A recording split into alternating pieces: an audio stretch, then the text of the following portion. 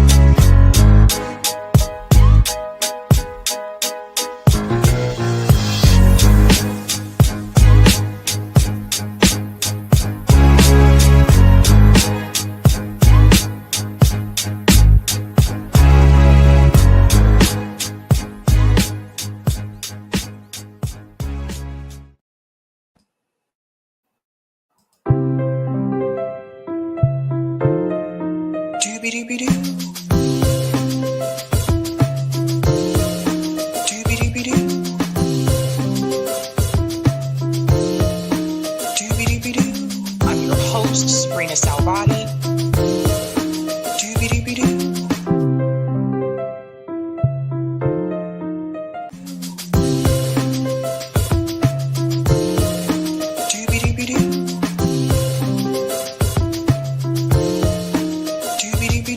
I'm your host, sabrinasalvati.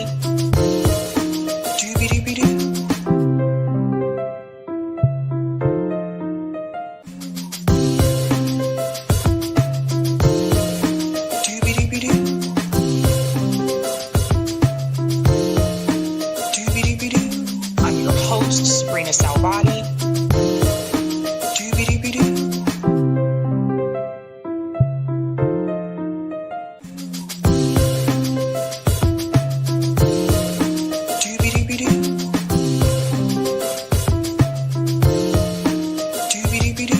I'm your host, sabrinasalvati.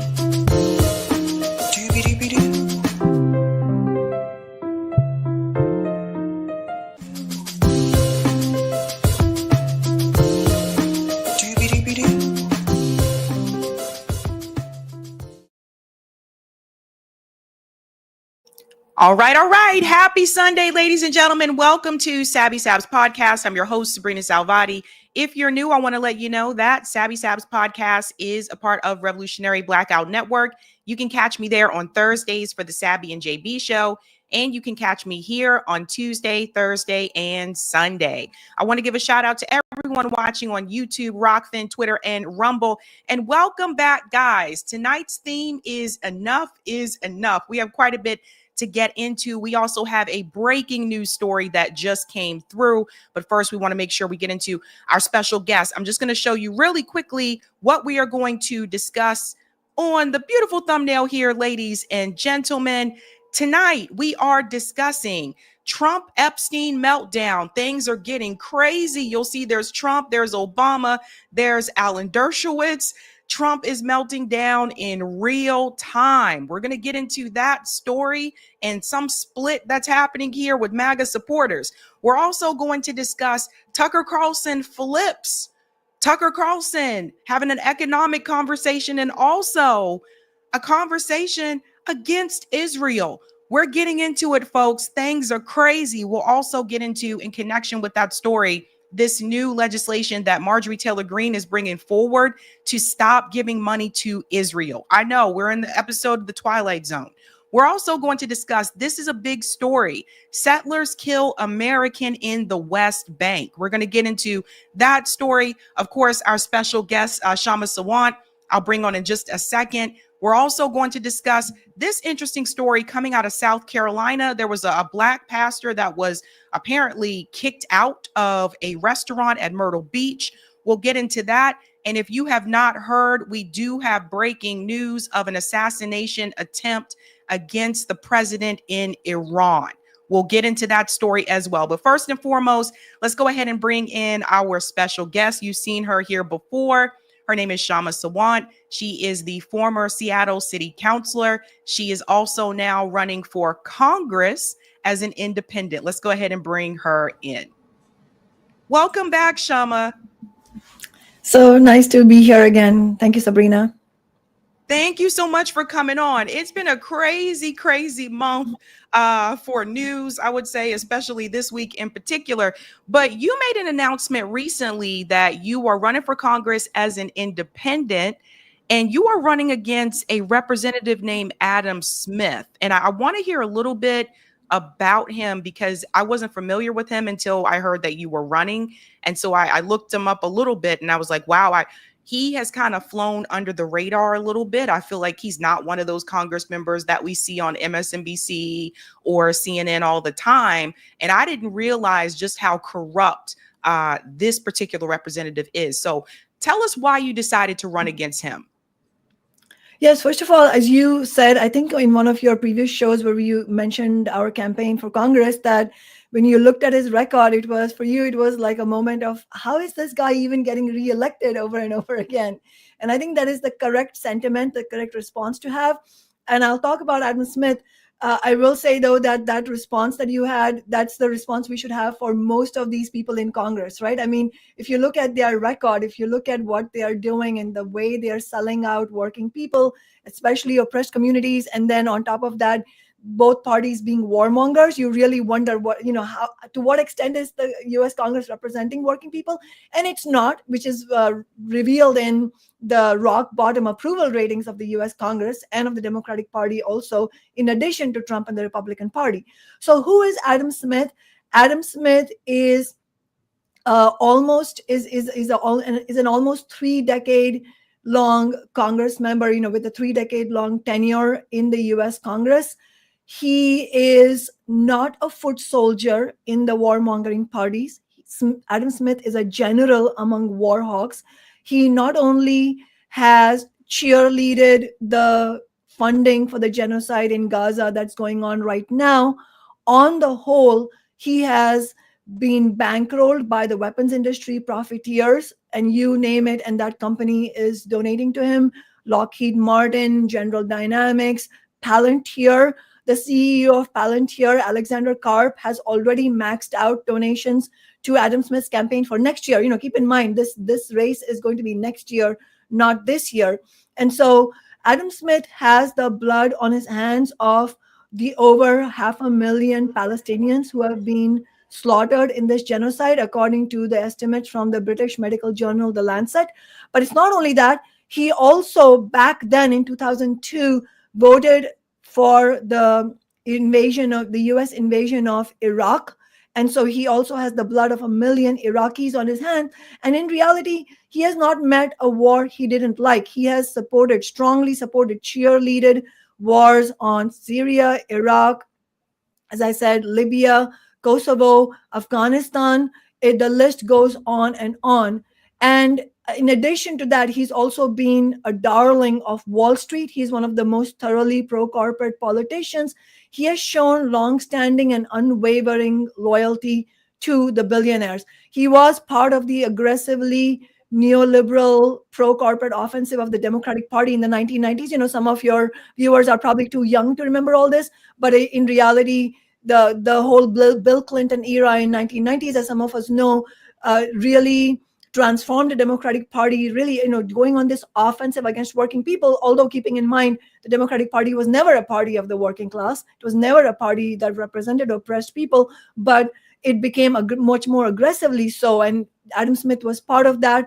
And he also, in fact, just one other thing to note about Adam Smith is also he's been for nearly 3 decades now, he's been part of the push by the Democratic establishment to actually take the party even more rightward, even more pro-corporate, even more hostile to working class interests. So during the George W. Bush presidency, just to give you one example, his advice to the Democrats at that time was to reduce the contrast of the Democrats from Bush and the Republicans. And he also said that the Democratic Party should consider privatizing Medicare. And so it's no surprise that notorious health insurance corporations like United Healthcare and Cigna, which ferociously oppose Medicare for all, and any form of healthcare. And as you know, our campaign is calling for free healthcare for all by taxing the rich. It's no surprise that these corporations who are hostile to anything like that have donated to Smith's campaigns as well. He also supported the shameful bailout of big banks in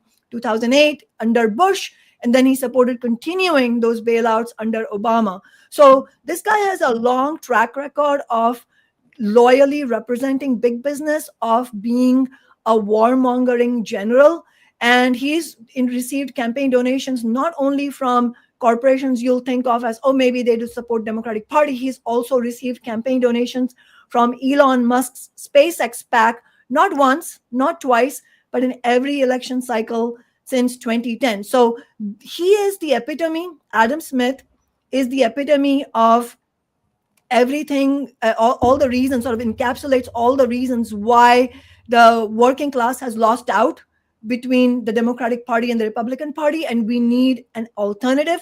And as you know, Workers Strike Back and I are calling for a new party. And as part of that effort to build a new party, we are running as independent socialists against Adam Smith, against the war. We're running as an anti-genocide, anti-war, pro-worker campaign. We're calling for an end to the genocide and to the occupation and to the US military funding for Israel. Also, we're calling for free healthcare for all, funded by taxing the rich, and for national rent control. Wow. Yeah. So there's a lot to unpack there about Adam Smith. Like he's very corrupt, basically a Democrat by name only, because he's. I would say, yeah, I mean, yes, I take your point, and you're right in the sense that actually, to your point, actually, one of the viewers of the most prominent Trump supporting podcaster here, Brandy Cruz, she had Adam Smith on in November or December last year, to do the whole post-mortem of why did Kamala Harris lose. And one of the viewers of that show, who's themselves Republican and right-wing, they said, wow, he sounds more Republican than Republicans. And so you're right in that sense. He does actually represent quite a conservative and pro-corporate, pro-billionaire agenda. I'll only say, though, that in reality, what he represents is what the Democratic Party stands for. In reality, it's just that people like him don't get challenges, and this is going to be the real challenge to his sort of three decade sort of domination there. And that's what I was going to ask, if anybody had challenged him before, because from what I understand, Seattle tends to be a little bit more progressive. So that's why I was kind of surprised that people are voting for him. But if he hasn't had a challenge, that explains a lot. So let's. I mean, a lot of people don't know about him, because that is what they rely on. The Democrats and also the Republicans, it's a bipartisan agenda against the working class.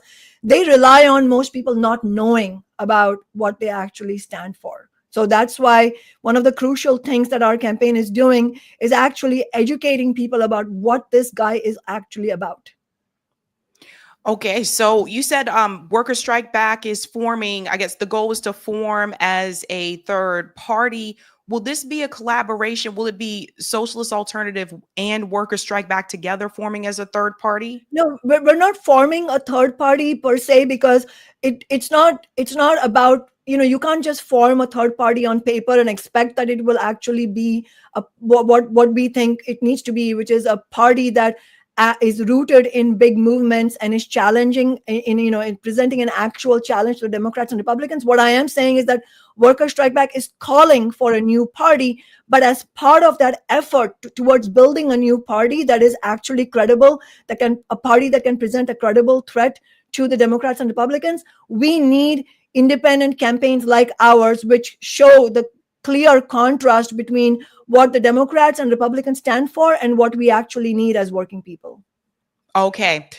There was a candidate that ran as an independent in Nebraska, Osborne. I'm not sure if everybody's familiar, but he came very close to winning. And I was surprised. Like, and he supported increasing the minimum wage. Like, he supported some of the things that Kshama supports, that I support, and he came very, very close. And he was aligned with the workers. So it's just, Osborne is something to look at. I do think we need more independence in Congress. I think we need third-party representatives in Congress. It can't just be this, one or two independents but they caucus with the Democrats. Does that make any sense? You know what I'm talking about? Like, we have an independent, but they always caucus with the Democrats, or they always caucus with the Republicans, instead of holding the line when they can, especially when it comes to legislation. Oh, I completely agree with you. And in fact, it's not even hypothetical, right? We have shown in Seattle that it is possible to run as an independent. It is possible to bring up bold demands, and it is possible to win those elections and win those demands. I mean, when we ran first for our first time in 2013 for Seattle City Council, so many political pundits told me and told us, our whole campaign, that we should not bring up $15 an hour, which was our main demand at that time, now 12 years ago, and taxing the rich, and for rent control. They thought our campaign was too radical. They said I shouldn't say that I'm socialist. They said I should run as a Democrat. We threw out that rule book, and we decided to really demonstrate that actually working people are very open to, and in fact are hungry for independent alternatives. But not just independent, as you correctly said, Sabrina. It's not about independent in name. It's about showing that you can build movements and win victories. That is what we showed. We won 4 elections in Seattle. All of them were as an independent socialist. Nobody was under any notion that I was a Democrat. In fact, we made it very clear that we were not part of the Democratic Party. We had to battle the Democratic Party that rules this city in order to win our elections, because they ran candidates against me. And we had to battle the Democrats alongside the big business entities to win $15 an hour, to win the Amazon tax, which raises hundreds of millions of dollars every year for affordable housing, and to win the unprecedented renters' rights that we won. So we have already shown that it can be done, but we also need to show that nationally, which is why we founded Workers Strike Back, and this congressional campaign is part of that effort. All right, let's look at some of your demands. I want to go ahead and bring this up on the screen here. So one of the first demands you have is, in the genocide in Gaza, no military aid, no occupation. Now, this is important because you're running for a congressional position. So when you look at the way that some of those politicians have voted on legislation to give more money to Israel, you would vote differently, is what you're saying here. Absolutely, but it's not only about voting. It's for sure, yeah, starting point is, yes, you're right. It's about voting differently. First of all, I was just going to say that's a low bar. If you're going to actually, if you claim that you represent the working class, let alone you claim that you are a socialist, then voting the correct way is a low bar. That's the bare minimum you need to deliver. Otherwise, you've completely betrayed working people. And unfortunately, AOC is in that category. She voted present on Iron Dome, Iron Dome is part of the slaughtering machine of the Israeli state. And to refuse to vote no on it, voting present is like abstaining on the vote. It's like not having the courage to vote no on it, but also maybe not being as brazen as voting yes. But it was a complete betrayal of the anti-war movement to vote present on that. AOC also voted to break the railroad workers' strike. That is an absolute no in my book. If you claim to be anything like a working class representative, let alone a socialist, and you break a strike, that's it. That's a line you cannot allow your representatives to cross, as a genocide is a line you cannot allow your representatives to cross. So yes, voting the correct way is the bare minimum. But what we have shown in Seattle is exactly what the Seattle Times, which hates everything I stand for, said, but they accurately said that we came out of nowhere. We, meaning myself, my fellow socialists, we came out of nowhere to commandeer the city's political agenda. So we not only voted the right way, but we actually did far more than that. We set the city's political agenda. We forced the Democratic Party to to actually end up supporting our demands, which they were sworn not to. Like when I first went into office, when I first took office, within a few weeks of me entering my office, actually, two of the top Democrats came into my office, sat me down, and said, "Well, it's all well and good. You've rabble roused your way to City Hall, but we're here to tell you that City Hall runs on our terms. You're not going to win any minimum wage increase, let alone 15." And less than 6 months after that day, we had won $15 an hour. And all those council members, including those two, were forced to vote yes. We won inflation increases. That is why Seattle's minimum wage today is the highest in the nation at $20.76. And that's the basis on which we won our other victories as well, which is our setting offensive demands and going on the offensive to win it. How? By using our office, by using my office to build mass movements. Unfortunately, this is almost entirely missing from any progressive elected officials. And then in addition to that, we built strong movements by also exposing the nature of the Democratic Party. It's not just about voting the right way. It's also about saying these Democrats, they're rotten. They're selling you out. We need to build our own movements. So I guess one of the questions I have about this one in particular, in the genocide in Gaza, no military aid, no occupation. What about BDS? What about boycott, divestment, and sanctions? We absolutely support the boycott of the weapons industry. So, for example, the workers in France and the dock workers in France and Italy and Greece have refused to load the ships of ammunition and weapons bound to Israel.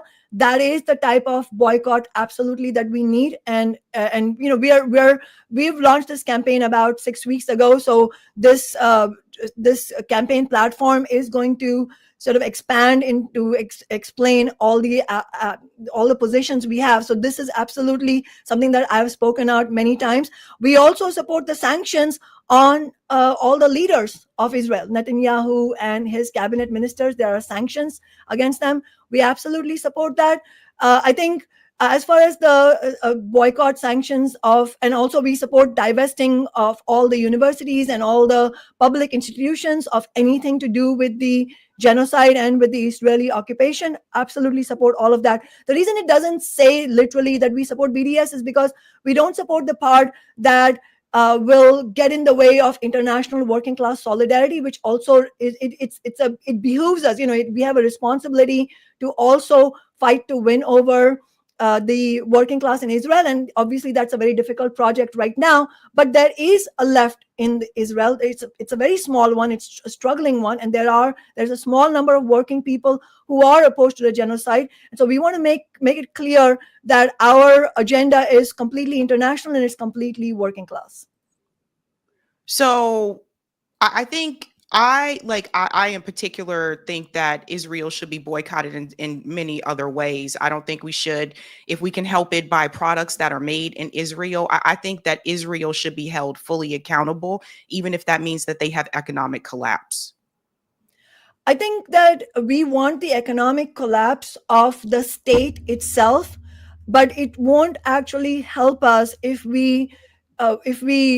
our position sort of reflects the idea that we don't care about ordinary people. Even when ordinary people espouse really horrendous views, it is our job actually to fight to win them over. And so, it's the same reason that we don't support sanctions against Russia. We're absolutely opposed to the war, the Russia-Ukraine war, but we don't support sanctions against Russia because if you look at the evidence, the sanctions actually hit working people the hardest. And we have to make it clear our position on the boycott, divestment, sanction is a little bit nuanced because we want to make it clear that our enemies are the ruling class in Israel. Our enemy in the US is the US ruling class, not working people in the US. Similarly, in any other country, our enemies are the ruling classes of those countries, not the working class. And if you look at the evidence on sanctions, it absolutely, the statistical evidence is that it really hits working people the hardest. And so that's not the clearest point of view. But I also want to be clear. There are a lot of people on the left who support BDS. It's not our preoccupation to speak out against that. But we make it very clear that this is our position. And as I said, the there are big parts of the BDS idea, the BDS policy or the BDS program that we strongly agree with. Yeah, I think where I have disagreement here is I don't think we should try to work with people in Israel at all. I think that Israel, I don't believe that Israel has a right to exist. I don't think that I have strong, obviously, against the Israeli government, but I do not think that we should be working with people in Israel at all. A lot of them are settlers there. They have other options. They have other opportunities. And I just think it behooves us to try to work with that state in particular, because the reality is the numbers show the majority of Israelis in Israel support exactly what is happening to the Palestinian people. So I don't think that we should work with them at all. And I support. No, but Sabrina, we're not working with people who are settlers there, or the Israeli settlements. Absolutely, we are completely against settlements. In fact, we want to end the brutal occupation, and because we are talking about working class internationalism, that does not, let me repeat, does not translate into us thinking that the Israeli state should exist. Absolutely not. If you look at the whole project of Israel, the Israeli state, the whole formation of Israel was not about ordinary people. It was about Western imperialism, the interests of British and American capitalists, specifically for their fossil fuel profits and also geopolitical interests.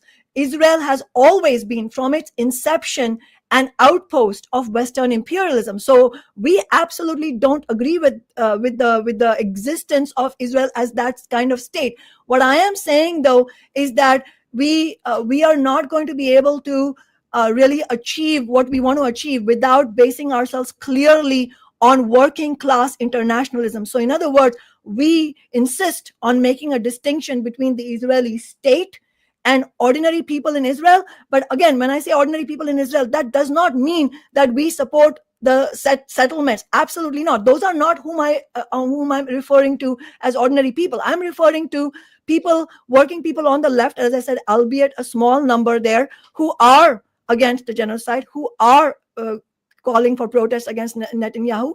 I'm also talking about Arab Israelis who are actually on the receiving end of the brutality of Israel, except that they are not in Gaza or the West Bank. So if you just say a blanket Israel and don't make a distinction between the Israeli state, the interests of the Israeli state, the Israeli ruling class, and global capitalism, especially Western capitalism on the one end, and working and oppressed people on the other, it becomes difficult to distinguish between those two things. So we have to be very clear that we are against the Israeli state, and also clear that the very inception of the Israeli state was a project of capitalism and imperialism, and the settlements in the Palestinian lands are absolutely brutal and horrendous. And we don't support, even if they may be ordinary people, we don't support their settlement agenda. We are not on their side, but we are on the side of ordinary people who are facing the brunt of the Israeli state. But I don't see how they're oppressed when we give them money. We support Israel every year financially. They're not oppressed though. Like that's. But the state is not. But Sabrina, the state is not oppressed, obviously. But you have to make a class distinction. There has to be a class distinction. So Palestinian, Arabs in Israel are very much a marginalized community. So they are an oppressed community. I am not going to go and say that I am against them. I want to make a distinction between them.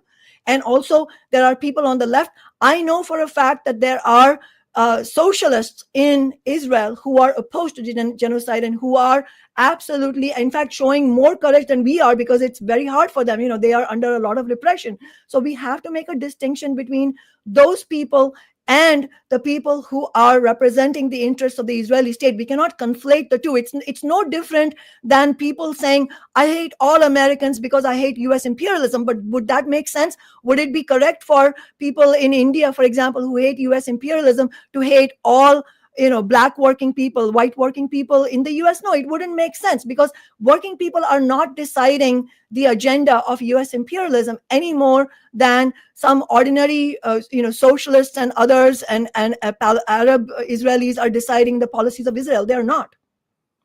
Yeah, I think we'll have to agree to disagree on that one. But I do want to get to the next one, which is free healthcare for all, tax the rich. And I think you mentioned in your announcement video that one of the ways you wanted to do this maybe via ballot measure. If we can talk a little bit about this as well. Yes, we need free healthcare for all, funded by taxing the rich nationally. But we also have seen the whole dismal history of healthcare, where we see Democrats and also some of the labor leaders associated with the Democratic Party, closely tied to the Democratic Party, bringing Medicare for all bills. Every so often, there's also a bill right now with no intention of fighting for those bills, let alone winning them. That strategy is a dead end strategy, trying to go through the Democratic Party. We need independent movements, just like you had AOC promising there would be $15 an hour, federal minimum wage, and Bernie Sanders also ran a campaign which was very popular. All his demands were very popular. What did the Democratic Party do? It completely crushed both his campaigns, and then now, unfortunately, AOC and Bernie Sanders have both completely capitulated to the Democratic Party and succeeded in winning absolutely nothing. So that's the kind of dead end we are talking about that needs to be avoided. We cannot just keep going down that route and expect that someday, somehow, working people in the US are going to win healthcare. And that is why it's not, and I want to be clear because this is often a point of confusion. The distinction is not a superficial one above local versus national. No, if we had a movement that was strong enough to win what I'm calling for, free healthcare for all, funded by taxing the rich nationally, that is absolutely what we should be doing. But we don't, and that's why we have to start somewhere, but we have to start on the correct track, meaning not put our faith in the Democratic Party basket again, but instead build independent movements wherever we can to win them. And that's why, as a matter of strategy, we are saying that we will build a movement, and we've already started building for it, for a mass, and we are going to need a very strong movement to win anything like this. Free healthcare for all in Seattle through ballot initiative funded by taxing the rich. And in fact, as I said before, we've already won the Amazon tax in Seattle. So we have a tax on big corporations, which obviously the wealthiest people pay. We're proposing that be increased to $5 billion in order to fund free healthcare for everyone. And the idea is exactly what happened with $15 an hour. We won 15 in Seattle. We made Seattle the first major city to win it. And then the fight for 15 spread nationally. So despite the obstruction of the Democratic Party, despite the big business fighting against it, because we won here, working people in other cities and states also won. The fight for 15 spread across the nation. That is what we know will happen. We are fully confident that if we can win in Seattle or anywhere, really, the problem is there's no other leadership anywhere. Nobody's brought forward this type of agenda that we're bringing forward. So that's why we're doing it in Seattle. And if we can win it in Seattle, I'm very confident that that movement will spread nationally, which is also why the healthcare corporations, the hospital industry, the big pharma corporations, all the billionaires and all the investors on Wall Street who own shares, the majority shares in all these corporations, they are going to fight viciously against this. That is why we will need a fighting movement. But the reason they're going to fight so viciously is not only are there profits at stake in Seattle if we win it, but they also know that the real prize that we can win is that movement going national and winning. And one other thing I'll say is about this strategy is that that is how Canada won its public health care, by winning it in one province. And then that program became so popular that the conservative government, actually, that was in the federal government in power at that time, they felt the pressure to actually pass. And that's how it passed nationally. Yeah, I think a lot of people may not be aware of that Canada did do it that way. That's why a lot of us have been just crossing our fingers for, imagine if just one state in the US could make this happen, and then it kind of becomes a domino effect. So I definitely, of course, 100% agree with you on universal healthcare. We need rent control, make the corporate landlords pay. I want to hear about this one. We do cover a project that is released once a year. In fact, they should be putting out that report again in a couple of weeks, called the Out of Reach Report, where they actually tell you how much you need to make in each state to afford a 2-bedroom apartment. But I want to hear a little bit about this rent control. Yes, I mean, if you look at the situation, I mean, you sort of outlined it already, that, if you look at within metro areas like New York, Seattle, Boston, all of these areas, Los Angeles, Houston, Chicago, you name the city, and this is true about that city, which is that it is experienced skyrocketing rents, and so many working class people are being pushed out, and they are facing longer and longer commutes to their workplaces. And also for the younger generation, it is so much harder. The younger generation is actually, as we know, the first generation in the US now that is worse off than their parents. And so for the children of most working class and middle class parents, they are even in an even worse situation. Many of them are couch surfing. Many of them live in group houses for long periods in their life, even into their 30s and 40s. And so the crisis is insane. I mean, if you look at some of the statistics, the median rent is higher than, tens of thousands of dollars higher than the median wage in those cities. So how are you possibly supposed to pay your rent and then also take care of your other needs when your rent is so high that it actually exceeds the amount of wages you make, and in some cases, if it's not as bad as that, it leaves you with so little that you can afford little else. So in that sense, it is a massive crisis. And if you look at, and this is the most important thing, if you look at the connection between rents and the profits of the landlord corporations, that is the key here. That the skyrocketing rent is not something in the air or an act of God. It is a very specific agenda by the landlord corporations. And I say landlord corporations and not landlords, because if you look at how rental properties, residential rental properties are now organized in the last 20 years, the vast majority of them have been consolidated into the hands of a few private equity corporations. And then they, of course, hire management companies. For example, so if you're a renter, if you're watching this and if you're a renter and you don't know who actually you're writing your rent check to, that's a very common situation. You're writing to some middle management company, and then they give it to someone else, and then there's someone else. And so ultimately, the big guns who are making profits, they are the billionaires of Wall Street, the people who own maximum shares of corporations like Vanguard and BlackRock. If you Google all of this, you see sort of, you can trace the money all the way to the billionaires. And so the skyrocketing rents is a specific project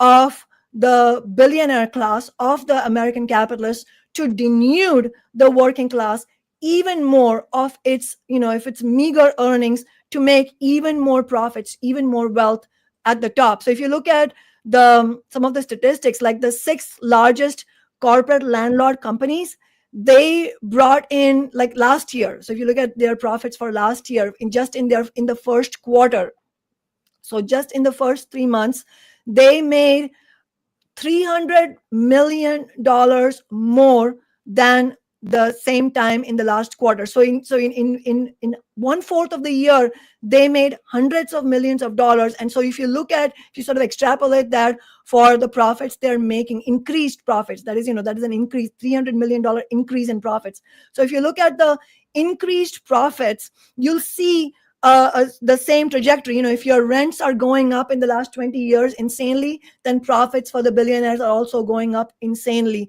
So the program for housing affordability absolutely has to include massive expansion of publicly owned high quality social housing, which we of course talk about in our program, because ultimately we want housing into public ownership and we need housing for all. But an essential step there is to actually establish rent control, because it is insane how much profits these billionaires are making at the expense of ordinary people. Yeah, it's I don't know. I've talked about this on the show so many times. The housing cost is just absolutely ridiculous. I want to get into, of course, I agree, $25 minimum wage. It's Jesus Christ, long overdue at this point in time. And just for the record, for those who are not aware, there are several states now that already have passed that $15 minimum wage. For those who are not aware, we passed that in Massachusetts years ago. So I agree with the $25 minimum wage. And then one I did want to highlight is the unions, good union jobs for all. I want to talk a little bit about that because I know like that's a big part of Workers Strike Back is creating unions and protecting people that want to be a part of a union. Yes, absolutely. In fact, if you look at the statistics on the union movement, and if you look at union membership as a metric, it actually explains. It is a factor that it's the main factor that explains improvements in standards of living for any group of people. If you look at women, or if you look at Black working class people, or people of color, or as a whole, or immigrant workers, any section of the working class, including the working class as a whole, you see throughout history the formation of unions and building stronger unions and having greater and greater union penetration among the working class.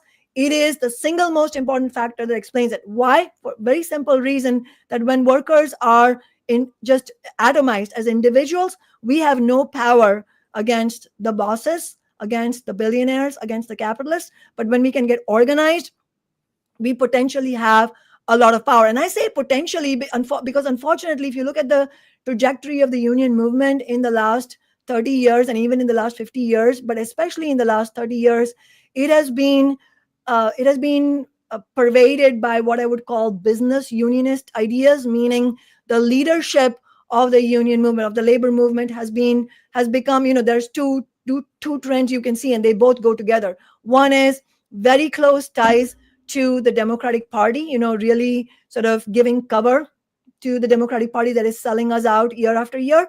And that goes hand in hand with the idea that the role of the labor leaders is, and that was a Freudian slip because they act like business leaders. The role of the labor leaders is really to manage workers, their members and their bosses, and to somehow mediate between the two. That is a completely false concept, because the interests of the working class and the greed of the bosses, these are two completely irreconcilable entities. You cannot it's not something that you can find medial ground on. It's because capitalism is a zero sum game. When the bosses make more, it comes out of our wages and benefits and things that we can get for our lives. And so to win anything substantial, we're going to have to fight back. And so one of the things Workers Strike Back stands for, and of course our campaign for Congress also stands for, is a militant action inside the labor movement. So that's why in our program we talk about how we need independent candidates and independent campaigns and independent elected offices that will not only bring forward bold demands like I talked about before, like we did in Seattle, but also to use our office, to be prepared to use elected office to go on strike with the workers, to enable workers to go on strike and to support them.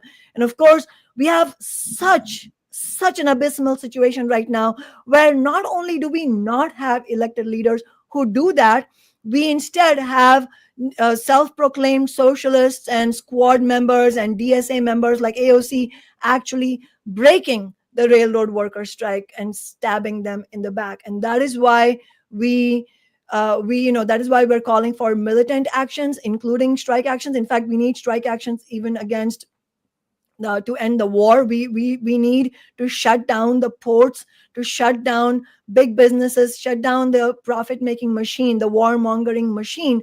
And we also need to build a movement to repeal right to work and other anti-union laws nationwide, especially in the states in the South. And we need to build movements to win stronger victories. So I support unions. I interviewed a couple of employees that were a part of the Railroad Workers Union on the show when they were trying to go on strike at that time. And one of the things that they said to me is that union management did not listen to the rank and file. And this is something that we've seen happen a couple times throughout unions. What about worker cooperatives? Because I always see unions as the starting point, but I see worker cooperatives as the end game. So that way employees own a piece of the company.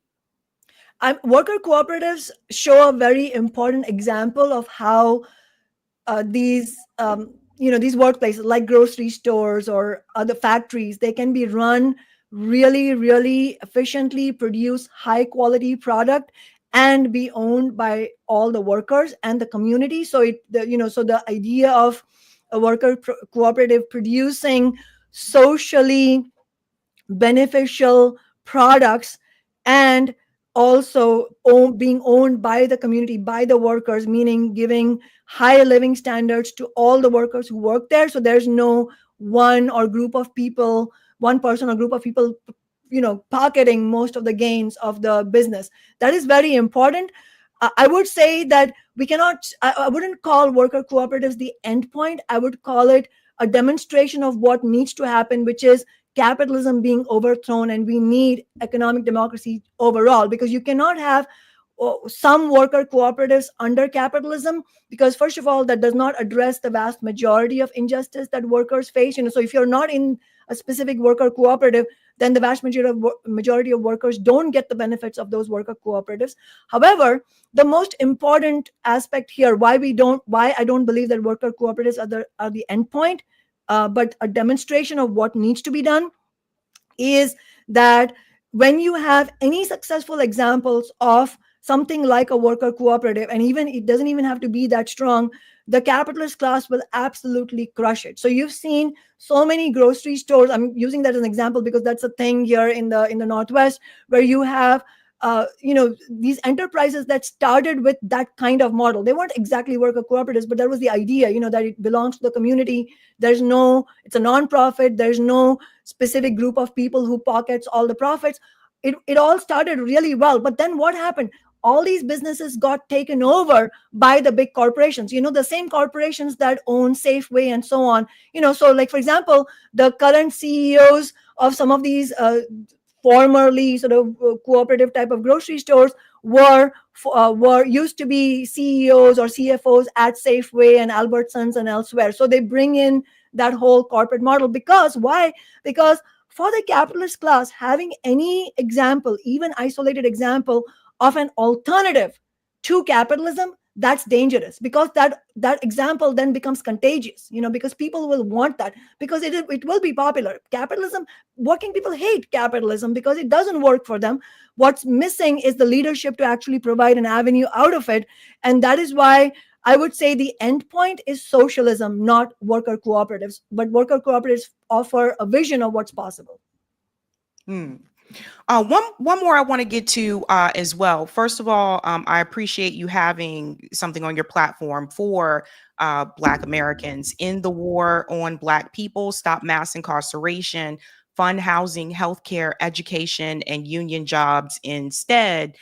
What I'm curious about is there support there for reparations for those who are American descendants of slavery? Absolutely. If by reparations, we're talking about the best. We need the best strategy to address the horrific wrongs to people who were enslaved. Black slavery and also the Jim Crow segregation. I mean, these were absolutely horrific, and we need disproportionate programs that will actually raise the living standards and improve the lives of Black working class and poor people. That is absolutely an urgent issue for us. We are, as socialists, we are fighting against all oppression. And in fact, we've already demonstrated that it can be done. For example, when we won the Amazon tax in 2020, it was actually through the George Floyd rebellion and the Black Lives Matter movement. And as part of the Amazon tax push, we not only won the hundreds of millions of dollars raised every year for affordable housing for people in general, working class in general, we also won a specific chunk of that money of millions of dollars every year, specifically for Black working class and poor people in the historically Black neighborhood, which is actually right around where I live, where so many Black people have been pushed out because of the skyrocketing rent. So, this is funding for publicly owned social housing, and it's all automatically affordable for people. And so those homes are already being built. And so absolutely, that is crucial. If you look at the statistics on what are the programs that are the most beneficial, that disproportionately advantage Black people to right the wrongs right the historic wrongs, you see that they're mostly these massive universal programs. So for example, when we won the $15 an hour minimum wage, back in 2014, It lifted 100,000 workers out of poverty, but it did that in such a way that it disproportionately positively, that is disproportionately affected Black workers, because Black workers are overrepresented among the poorest workers. So all of these programs actually that we are calling for, they are part of what we think is needed for dramatically improving the living standards of Black working people. So I just want to say I think we're talking about two different things. Reparations aren't programs. Reparations is a debt that is owed. When slaves were freed under General Sherman's promise, we were promised 40 acres and a mule, and that didn't happen for the majority of us. It started to happen, and then of course, if I understand correctly, Andrew Jackson came in and stopped that. So I think we're talking about two different things. There's programs, and then there's reparations, which is a debt that is owed.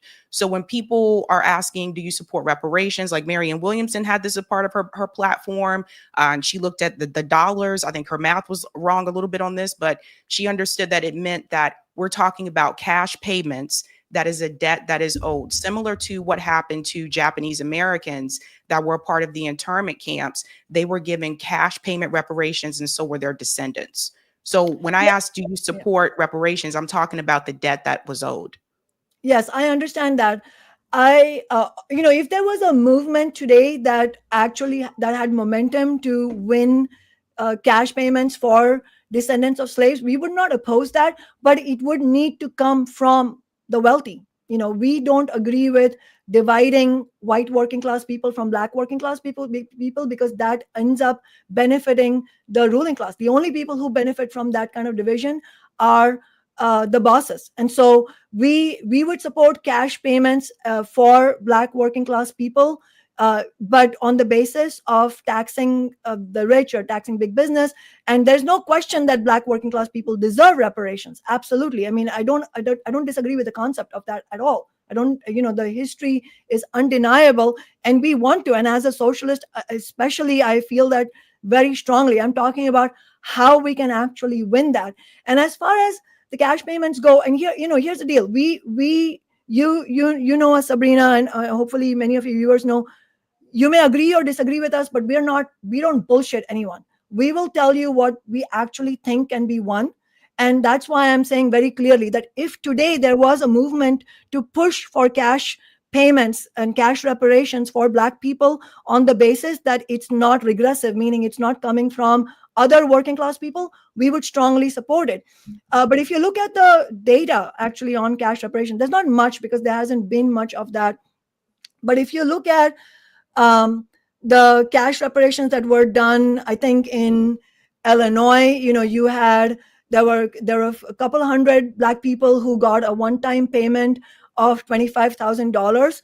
And I have several things to say about it. First of all, yes, as I said, if such a program can be won, and if there was a push for that, we would not stand against it, except, as I said, we don't believe in dividing working class people.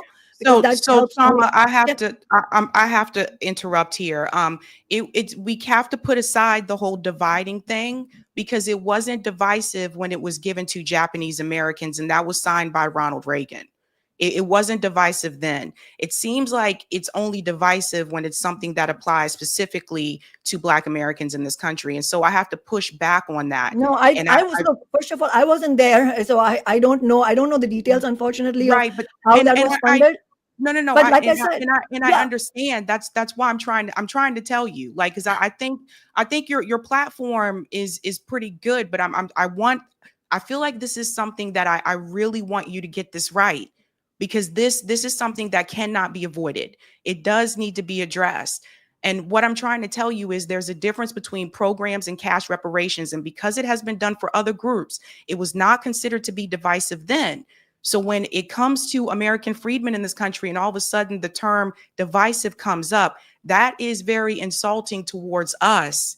So the reality is there is a debt that is owed. And the study that you talked about with Illinois, that wasn't even really reparations. What they were trying to do in Illinois was more like a housing thing. That wasn't the debt that was owed either. So this is what I'm saying. And I say this because they've been trying to push this in Congress. They've been reintroducing this bill. And if you win and you get in Congress, would you vote for something like that? But it's not divisive to give people what they're owed. As I said, there is no question that Black working class and poor people deserve reparations. There's no doubt in my mind about that. I don't think it's correct to bring up what Ronald Reagan did, because first of all, I mean, I'm not going to pretend I know details, because I don't. I'll go and look at it, but I wasn't even there. So it's like it's like I posing wasn't something. there. I Yeah. wasn't So there either, Kshama. let me explain. But I'm saying that our position here is very consistent. We don't want to divide the working class. So if at that time that had been divisive, we would have said these reparations absolutely are deserved by the people who were victims of the Japanese internment, which was another horrific racist program. But that money should come from big business or the wealthy. So what I'm saying is that had we been there then our position would have been consistent, which is we absolutely think that Black people and other oppressed people who have faced specific horrors deserve reparations. There's no disagreement on that concept. The question is how to achieve it. And the reason I brought up the $25,000 thing is that is the only example. And you're talking about cash repayment. So I'm talking about that example. The reason is this: it's a mathematical thing and it's a political question. It is. Yes, that's not enough. Obviously, it's not enough. In fact, the average debt of the Black community, it's actually the median level of debt is $28,000, meaning half of the Black population has at least a debt of $28,000, and the rest have less than that. But at least half of the Black population has at least 28, or if not more. And so this one-time payment won't cover it. But the reason I'm using that as a benchmark is that's the only actual example we have, and it does help. Here's the deal. It is not enough, but even to win that much, just $25,000 per Black household, if you count, average, just an estimate of 15 million Black households, that comes to $375 billion. So the question for me is, how do you actually win that? I'm not opposed to that. How do you win that? I don't think it is easy to win something like that without the bringing working class people together in a multiracial unity. That is, in my view, that kind of program, that kind of demand would, if that had any life to it, it would actually end up dividing working class people and would not win, because it's $375 billion. That money has to come from somewhere. I mean, are you actually suggesting that somehow we could win that without real movements, and it's possible to win real movements without actually uniting working class people? But if of course, if that program came to Congress, of course I would vote for it. But I'm saying that we need to clarify where that money comes from. I think that there should be a movement. I'm not disagreeing with you about a movement, but I do want to be very clear about the data. I highly recommend reading Dr. Sandy Darity's book, From Here to Equality, where he breaks down the data about what's owed. And I don't know if you know this, but as it stands right now, it's predicted that by 2053, that Black people's net worth in this country will be zero. We have been at the bottom and we stayed at the bottom. And this is something I even pushed back during the Bernie campaigns on. I have to address this. The universal policies, they do help. Yes, they lift all boats, but we are still at the bottom.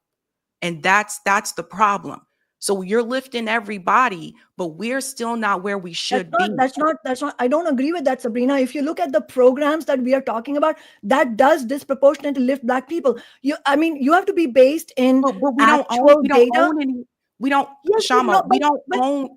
yes, own but neither anything. does the working class. Neither does the working class as a whole. No. But Kshama, yes, you have to look at actual data. And if you look at actual data, for example, yes, I'm not denying the statistics you said. I am very well aware of the statistics you just shared. My question is not, are the statistics accurate? Of course they're accurate. My question is not, do Black people deserve reparations? Absolutely not. They absolutely deserve. My question is, how do you win that kind of shift? And so for me, I would prefer to define it as dramatically lifting up the living standards of Black working class and poor people, which is effectively what reparations would do.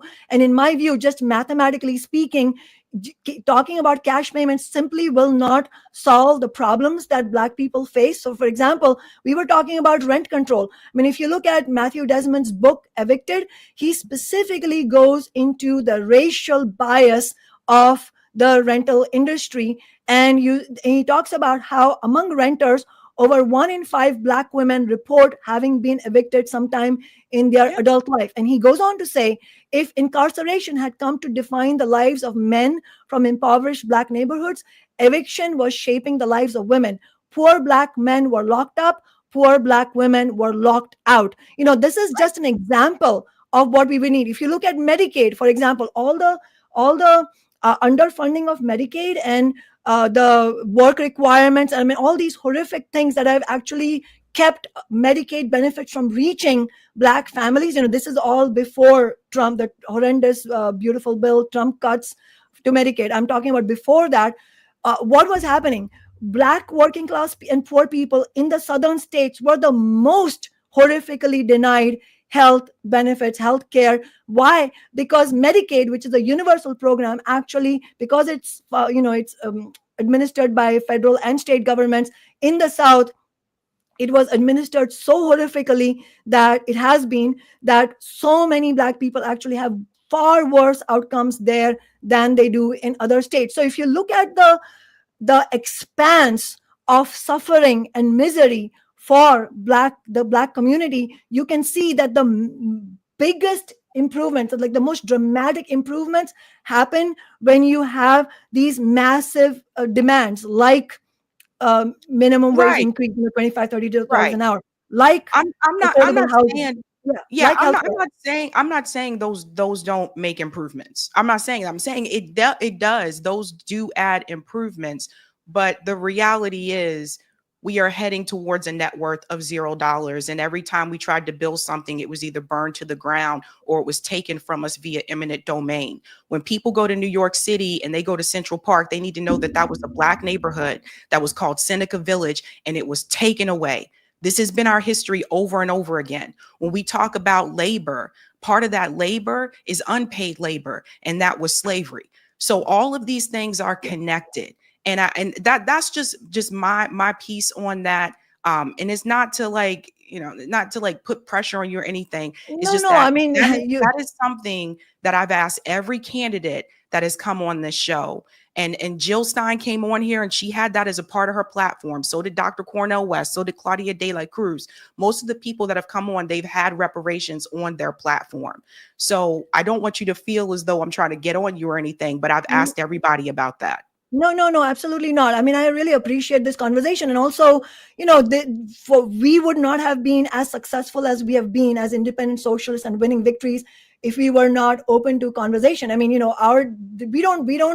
we're not inventors of demands. What we do is, what we're good at is having a finger on the pulse of working class people and seeing which demands people are going to be willing to come out and fight for. And so in that spirit, it's not like this campaign platform is etched in stone. If we are convinced about something, we will add it. So it's not that. It's more a question of, do we think that this makes sense in this way? Not the concept of reparations, but in the form of cash reparations. So first of all, just to be clear, if that kind of policy did have momentum, my point is that I don't think it can have momentum in the way that it needs to have, precisely because most of these politicians don't, I'm not talking about Dr. Jill Stein, I'm talking about the Democrats. They have no intention of actually fighting for anything, let alone winning anything. They just pull out the word reparations from their back pocket anytime they want to talk to Black voters, make sure they're corralled into the Democratic Party, that type of thing. We don't do that type of thing. We put forward demands that we genuinely are absolutely going to give it our best shot. We are very serious about what we put in our program. That is why this discussion, that's why we look at everything in detail. But just to be clear, if there was momentum for a cash reparations program for Black community, absolutely we would support it. There's no doubt about it. It's more a question of, can that be done? And then second thing is, if there were people who wanted to fight for similar demands, not just cash reparations, but programs to make sure that Black home ownership could be expanded. Absolutely, we would support that. And in fact, that is, home ownership is the most most crucial way through which working class people build equity, and home ownership rates of white working class people and middle class people are far higher than in the Black community. That is absolutely true. And so if there was a push, if somebody wanted to said, let's build a movement to expand Black home ownership, absolutely we would support it. So I'm giving you these examples to say that we're not opposed to the concept. It's a question of how it's actually done. Okay. All right. Kshama, where can people go to follow your campaign? People can go to my full name, kshamasawant.org, KSHAMASAWANT.org.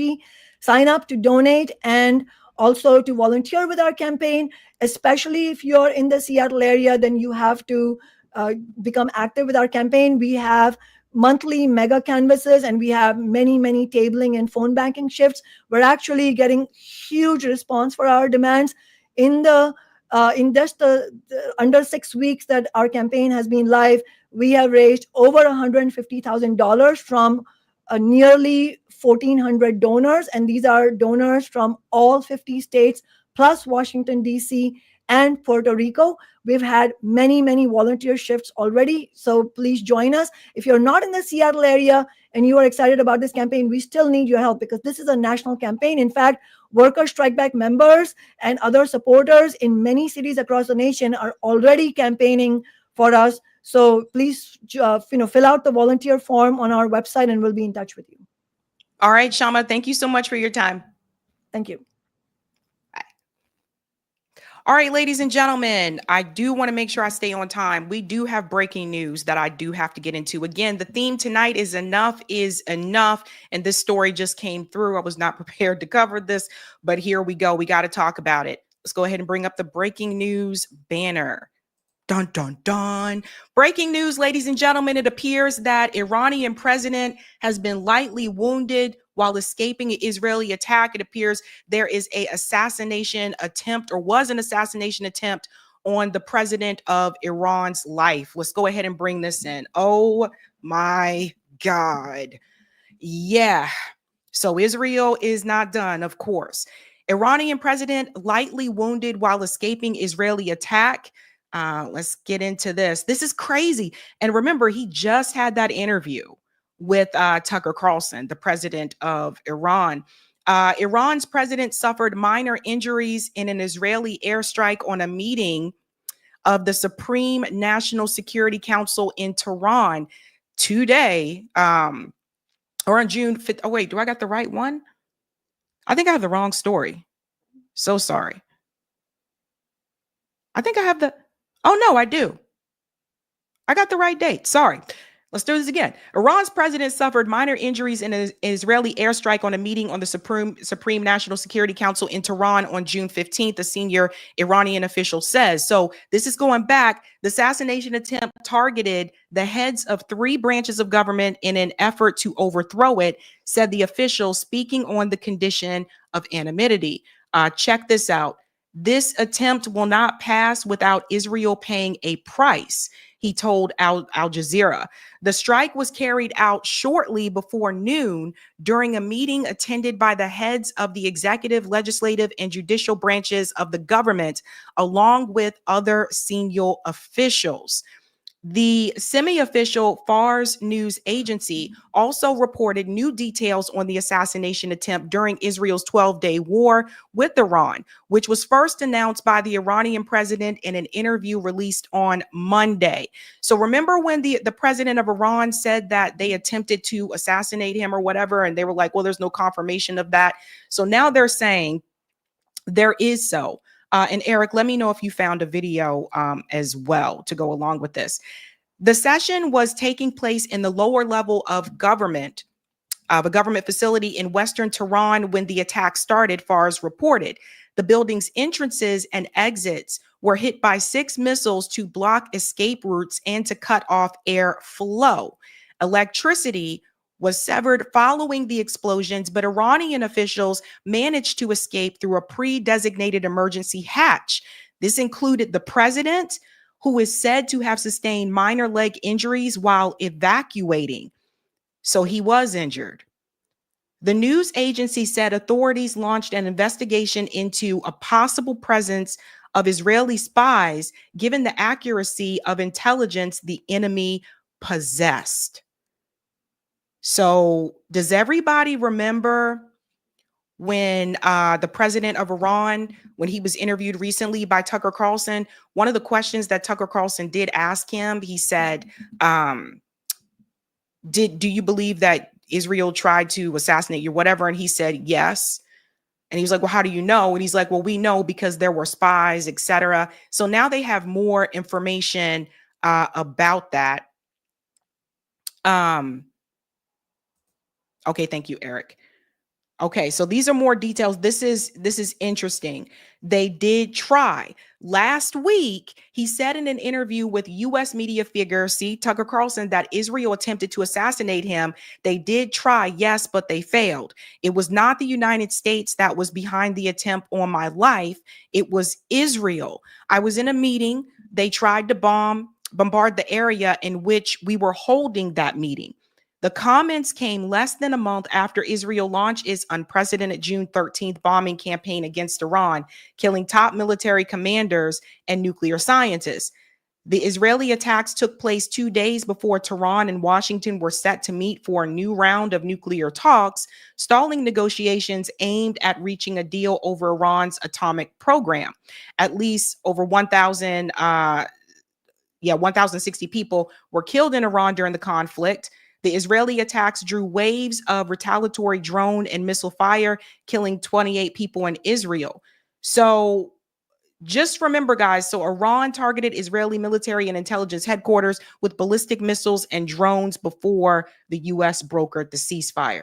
So this is interesting. So once again, it looks like Iran was telling the truth.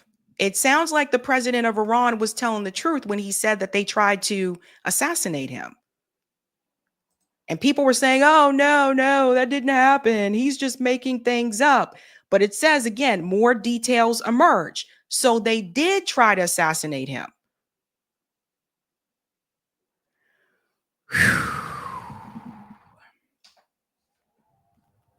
I just want to pull up another one here as well, because like I said, this just broke. Hold on.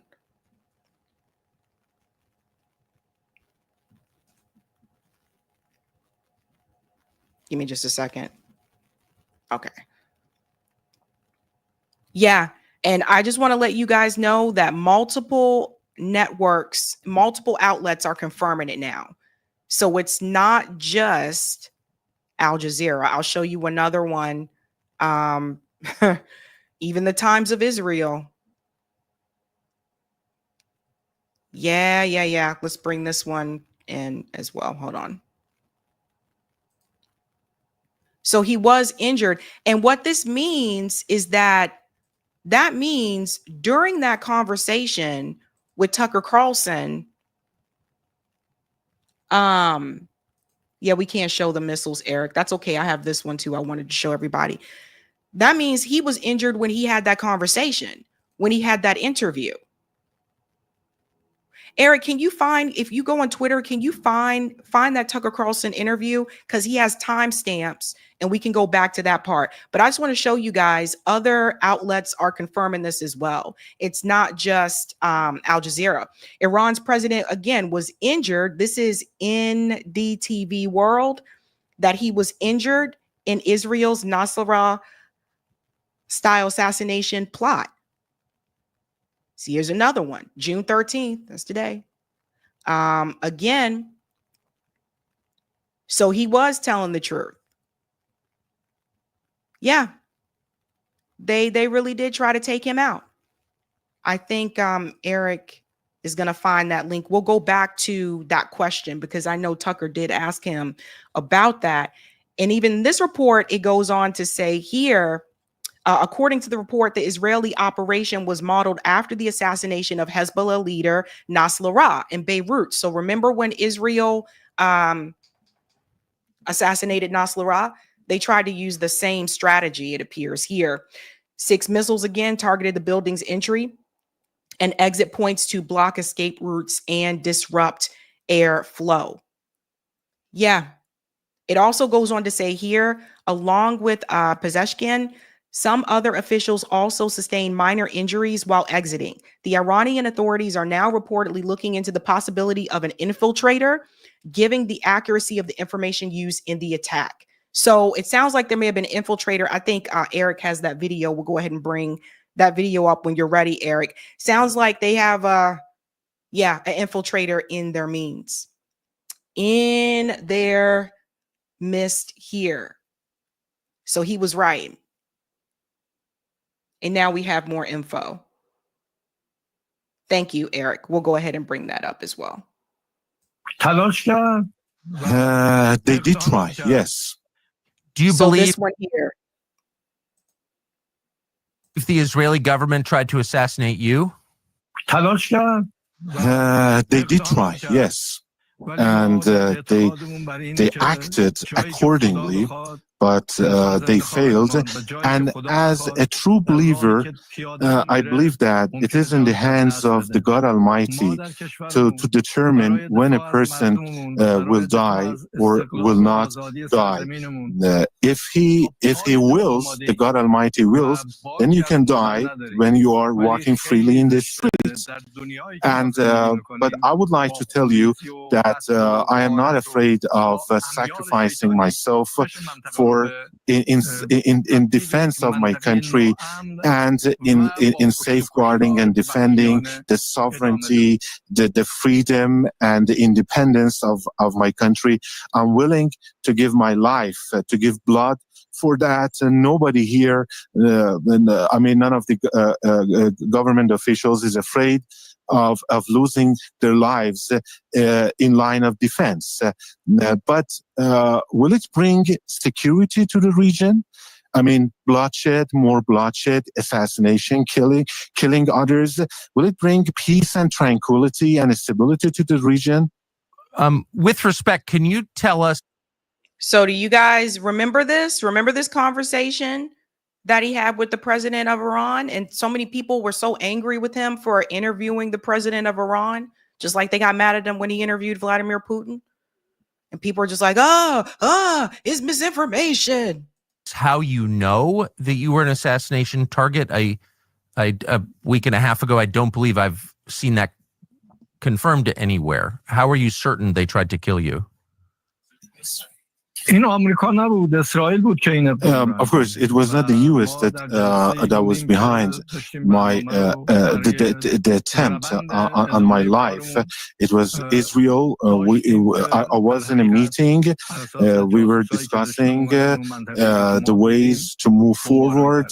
But thanks to the intelligence by the spies that they had, they tried to bombard the area that we were holding that meeting, in which we were holding that meeting. But as I told you before, it is God who wills when a person will die and give up his life.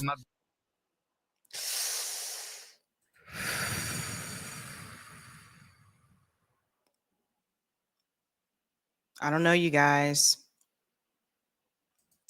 Thank you, Gisela. The spy converted to Islam when she married a Yemeni, and it was thought she was still Muslim. That's interesting. Yeah, I just wanted to give you guys a quick update on that. So once again, it just goes to show you that, at least in this particular situation, he was telling the truth. Now there's more information by multiple outlets that reveal that he was telling the truth. So yes, Israel did try to assassinate the president of Iran. Ay. All right, guys, we got more more stories to discuss. I'm sorry about the time. I'm trying to do well here, you guys. I'm sorry. So much stuff. I didn't want to not cover that. Peter, so let me answer this. Peter says, nice job taking down the Sawant campaign before it even started, Sabby. No, I asked her the same questions that I asked every other candidate that came on the show. If you have a problem with that, that's on you. I think Kshama has a great platform, but yes, there are areas where I disagree. I'm not here just to kiss up and hold somebody. I'm not here to kiss up to anybody. I've been very clear about this. Jesus Christ. Boy, I tell you, this is what happens when people put that. I told you before, you don't put your faith in politicians. And you're going to see that when we get into this Donald Trump story. People are melting down and freaking out because they didn't think that Trump would do this to them. But what if we told you multiple times before? They're politicians. You put your faith and your trust in the community and in each other. It's that simple. Jesus. Moving on to the next story here. We're getting into this Tucker Carlson story. So something is happening. I don't know what it is. Tucker Carlson gave a speech at Turning Point USA. And not only was he criticizing Israel and the U.S. involvement with that, he also criticized the information that has been reported about these so-called there are no Epstein files, and also talking about, I guess, economic issues. What is happening here, folks? I don't know what's going on. Now, I'm not going to go far and say that Tucker Carlson is a lefty. Some people are saying that on social media. No, that's not the case. But what is happening is he is basically calling out what I would say are some of the things that Donald Trump said that he was going to fix. He's calling those things out at a Turning Point event in Tampa, Florida. And honestly, I feel like maybe that's the person it needs to come from. Maybe it needs to come from him. Maybe it needs to come from Marjorie Taylor Greene, people who supported Donald Trump and are upset with his policies, are upset with what he's doing. Maybe that's who people need to hear it from. So listen to this part. This part here is about the economy. Biggest house in New York. Like, what is that? Like, at some point, the basic economics really matter. And they matter because not that it's bad that rich people are getting richer. It's bad that everyone else is getting poorer. And it's especially bad the young people can't afford homes. Let me just put a very precise point on this. If you want a measure of how your economy is doing, I personally favor eliminating GDP as a measure. I don't even know what that is. It's clearly not relevant. They tell me Japan has a stagnant GDP. Have you been to Tokyo? It's the single most radicalizing experience you'll ever have because it's just so nice. You lost the war? Really? Can we lose a war and wind up like this? GDP. No, I don't know what even that is. The total economic activity. Oh, no. My measure is really simple. I got a bunch of kids. Can they afford houses with full-time jobs at like 27, 28? And the answer is no way. And the answer is that 35-year-olds with really good jobs can't afford a house unless they stretch and go deep into debt. So what was interesting about this is I feel like during the 2024 presidential election, when Tucker Carlson was talking about Trump and he's friends with Trump and hanging out with him and all that kind of stuff, I feel like these things weren't said.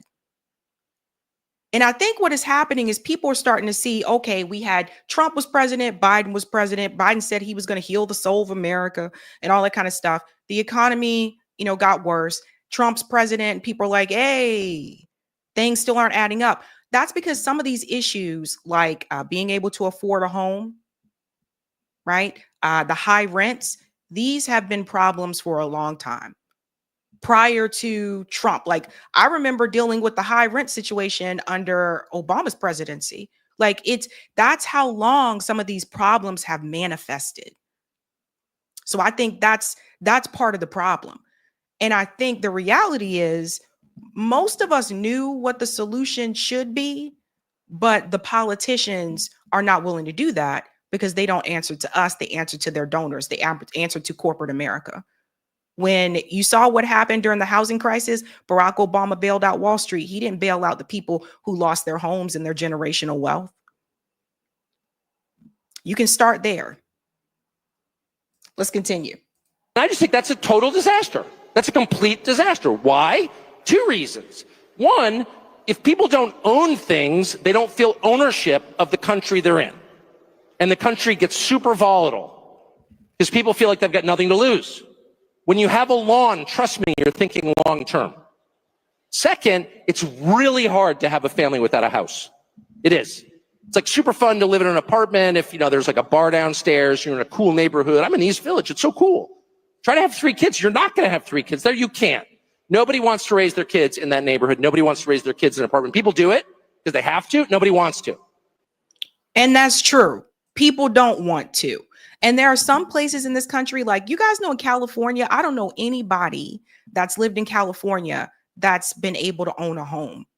Everyone I know that's lived in California lives in an apartment, whether they have kids, husband, or not. And if you look at the cost of houses in California, I mean, it's kind of almost impossible for someone to be able to buy a house there, even if you're middle class. This is ridiculous. I use California because that's the most expensive state right now to own a home, to get a home. Massachusetts, we're running into similar issues here. It's not quite as high as it is in California, but I'm worried that it will get that way. Worried that it will get that way. So it's interesting that this is coming from him. A lot of us have been saying this for a long time. You've heard people say this on the left. You've heard socialists say this, etc. Like, right? Like AOC says this, Bernie says this, Kshama will talk about this, the cost of living issue and what people are going through. But it seems like to me, maybe, just maybe Trump supporters need to hear Tucker Carlson say it. Maybe they need to hear it from somebody who also supported Donald Trump like they did. You know, it's one of those things. It's like somebody else can say something about your, how do we phrase this? You know how someone else can say something about your family and you kind of take it the wrong way. But if another family member says something about another family member, it's a little bit different. Maybe that's what needs to happen. Maybe it needs to be people on that side that are calling these things out for it to break through to people. And then will more people wake up and say, you know, screw this political system. We need to have other options. Let's continue on a little bit more here. People want a little house, not some McMansion, just a little normal house. That is the actual American dream. And that is what is totally unattainable for young people. And so the only young people in general that you will ever meet who have houses are young people whose parents helped them. And God bless their parents. That's a perfectly great thing to do for your kids. But most people's parents can't afford to do that because they're already in debt from their pointless college degree. So that's another thing. There are also people that have a home because their parents left it to them in their will. Their parents passed away and that's how they were able to become a homeowner. That's crazy. But that's where we are in 2025. I'm trying to tell you guys, I fully do not believe that after the 2008 housing crisis, I don't feel like the economy ever fully recovered from that. There was some recovery, but I don't feel like it ever got back to what it was before that housing crisis. Because I know there's many of us that have continued to work like multiple jobs, odd jobs here and there. And it just seems like no matter what you do, you just can't catch up, or you just hope and pray that you don't have an unexpected expense. That's what it seems like. Now, that was the economic part of the conversation. Again, I thought that was pretty interesting. And then it goes into the Epstein part of the conversation and the Israel part of the conversation. And again, I feel like maybe they needed to hear it from him. All of that. But the thing I hated most was their total unwillingness to answer any question about why they were doing what they were doing, because it was just too insulting. And every single time I would just feel like raising the middle finger and screaming obscenities, which is not an adult response, I'll concede, but that's how I felt. And I think that's really at the heart of why the Epstein thing is so distressing. I mean, the guy was some weird sex freak who was abusing girls. We knew that. But the fact that the US government, the one that I voted for, refused to take my question seriously and instead said, case closed, shut up, conspiracy theorist, was too much for me. And I don't think the rest of us should be satisfied with that. And by the way, let me just say really quickly, because I was so mad about it that I think I found out part of what's going on. I think we are going to find out more. And I think the truth, for whatever it's worth, in case you're interested, is that the DOJ didn't release lots of incriminating sex videos with Epstein and his billionaire pals because they don't have them. They don't have them because when the original search warrant was served 2007, I think, possibly 2006, I think 7. It was basically designed to protect Epstein. The search warrant was written in such a way to make sure that the feds never got their hands on the actually incriminating evidence. It's another way of saying the cover-up has been going on since 2007, almost 20 years. That part right there, guys. See, this is the part, again, that a lot of times people don't bring this up. Everybody talks about like when his more recent arrest, Epstein's more recent arrest, and then he was, supposedly unalived or whatever after that. But they don't go back to that arrest that he had. And it was either 07 or maybe he's right. Maybe it was 06. I thought it was like 07 during that time. A lot of people don't go back to that arrest that he had then. So basically what Tucker Carlson is saying is like, I don't know, maybe he may have been offered some type of protection going all the way back till then. But one thing that I do want to say is I want to remind everybody, don't forget, Whitney Webb tried to warn people about this for years. She wrote 2 books about it. One Nation Under Blackmail, Volume 1 and Volume 2. You can get those books on Amazon right now. I know it's where she's selling them. Try to get them soon. I don't know how longer they will be up there, considering there's a lot of uproar about this whole Epstein situation, which I'll get into with the Trump-Epstein story. But Whitney tried to warn people who Jeffrey Epstein was and all the players that were involved as a part of this. Let's continue. And so the real question is not, was Jeffrey Epstein a weirdo who was abusing girls? Yes, we can answer that. The real question is, why was he doing this, on whose behalf, and where did the money come from? And those are the questions that need to be answered. And to that, Tucker Carlson, I would say that he needs to interview Whitney Webb. Right? Because Whitney Webb answered those questions. Just saying. And I think it's entirely fair to ask them. And it's not adequate to say anyone who asked them is somehow desecrating the memory of little girls who died in Texas. I'm not going to put up with that answer. I don't care who gives that answer. That is not acceptable. And I think the real answer is Jeffrey Epstein was working on behalf of intel services, probably not American. And he was working for Mossad. And this is why I think Tucker Carlson should interview Whitney Webb. I don't know if he would be able to interview her in person, but it could be a virtual interview if possible. I know it seems like he likes to do his interviews in person, but Whitney told us about this for years. Now, here's the thing. No shade to folks, because here's the thing. On social media, I noticed like this has been clipped and it's shared all over social media. It's gone viral and people are saying, whoa, Tucker Carlson is saying that Jeffrey Epstein may have been working for intelligence. And that's what made me realize how many people don't know about Whitney's books, how many people don't know about Whitney's reporting on this said topic, which has been around for years. So I just basically retweeted it and said, yeah, just letting you guys know, Whitney Webb exposed this years ago. Here are her books so that people can read them if they choose to. But again, like I said, maybe that message to that crowd at Turning Point USA, maybe that message needs to come from someone who supported Trump. Maybe that's who they need to hear it from. Have every right to ask, on whose behalf was he working? How does a guy go from being a math teacher at the Dalton School in the late 70s with no college degree to having multiple airplanes, a private island, and the largest residential house in Manhattan? Where did all the money come from? And no one has ever gotten to the bottom of that because no one has ever tried. And moreover, it's extremely obvious to anyone who watches that this guy had direct connections to a foreign government. Now, no one's allowed to say that that foreign government is Israel because we have been somehow cowed into thinking that that's naughty. There is nothing wrong with saying that. There is nothing hateful about saying that. There's nothing anti-Semitic about saying that. There's nothing even anti-Israel about saying that. You guys see what's happening here? You heard the people cheering in the crowd? You see what's happening? You see how he's trying to express this to conservatives that supported Trump, that, hey, this whole Israel thing is a problem. We don't need to be putting them first, et cetera, et cetera. You see how sometimes the message has to come from someone who's a part of the same club? Because we can scream, I can scream this all day.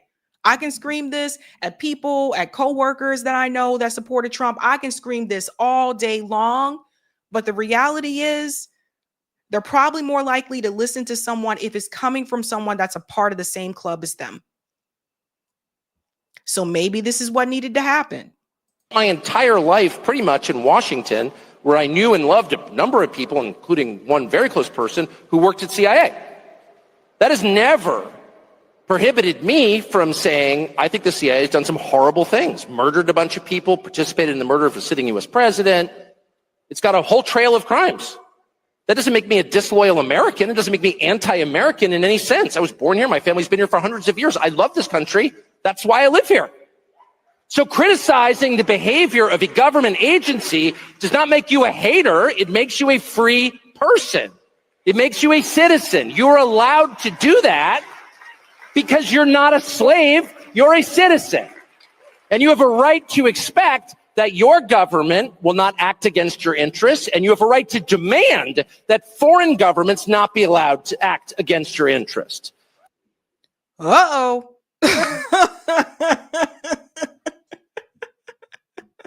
Metal Nick said, where's the lie? Okay, guys. Okay. So see what's happening here, folks? Wait till we get to the MTG part. Wait till we get to the part where she's introducing that legislation. Let's continue. That's not creepy. It shouldn't be forbidden. And yet all of us have trained ourselves to believe that you can't say that somehow, that that's like too naughty and forbidden.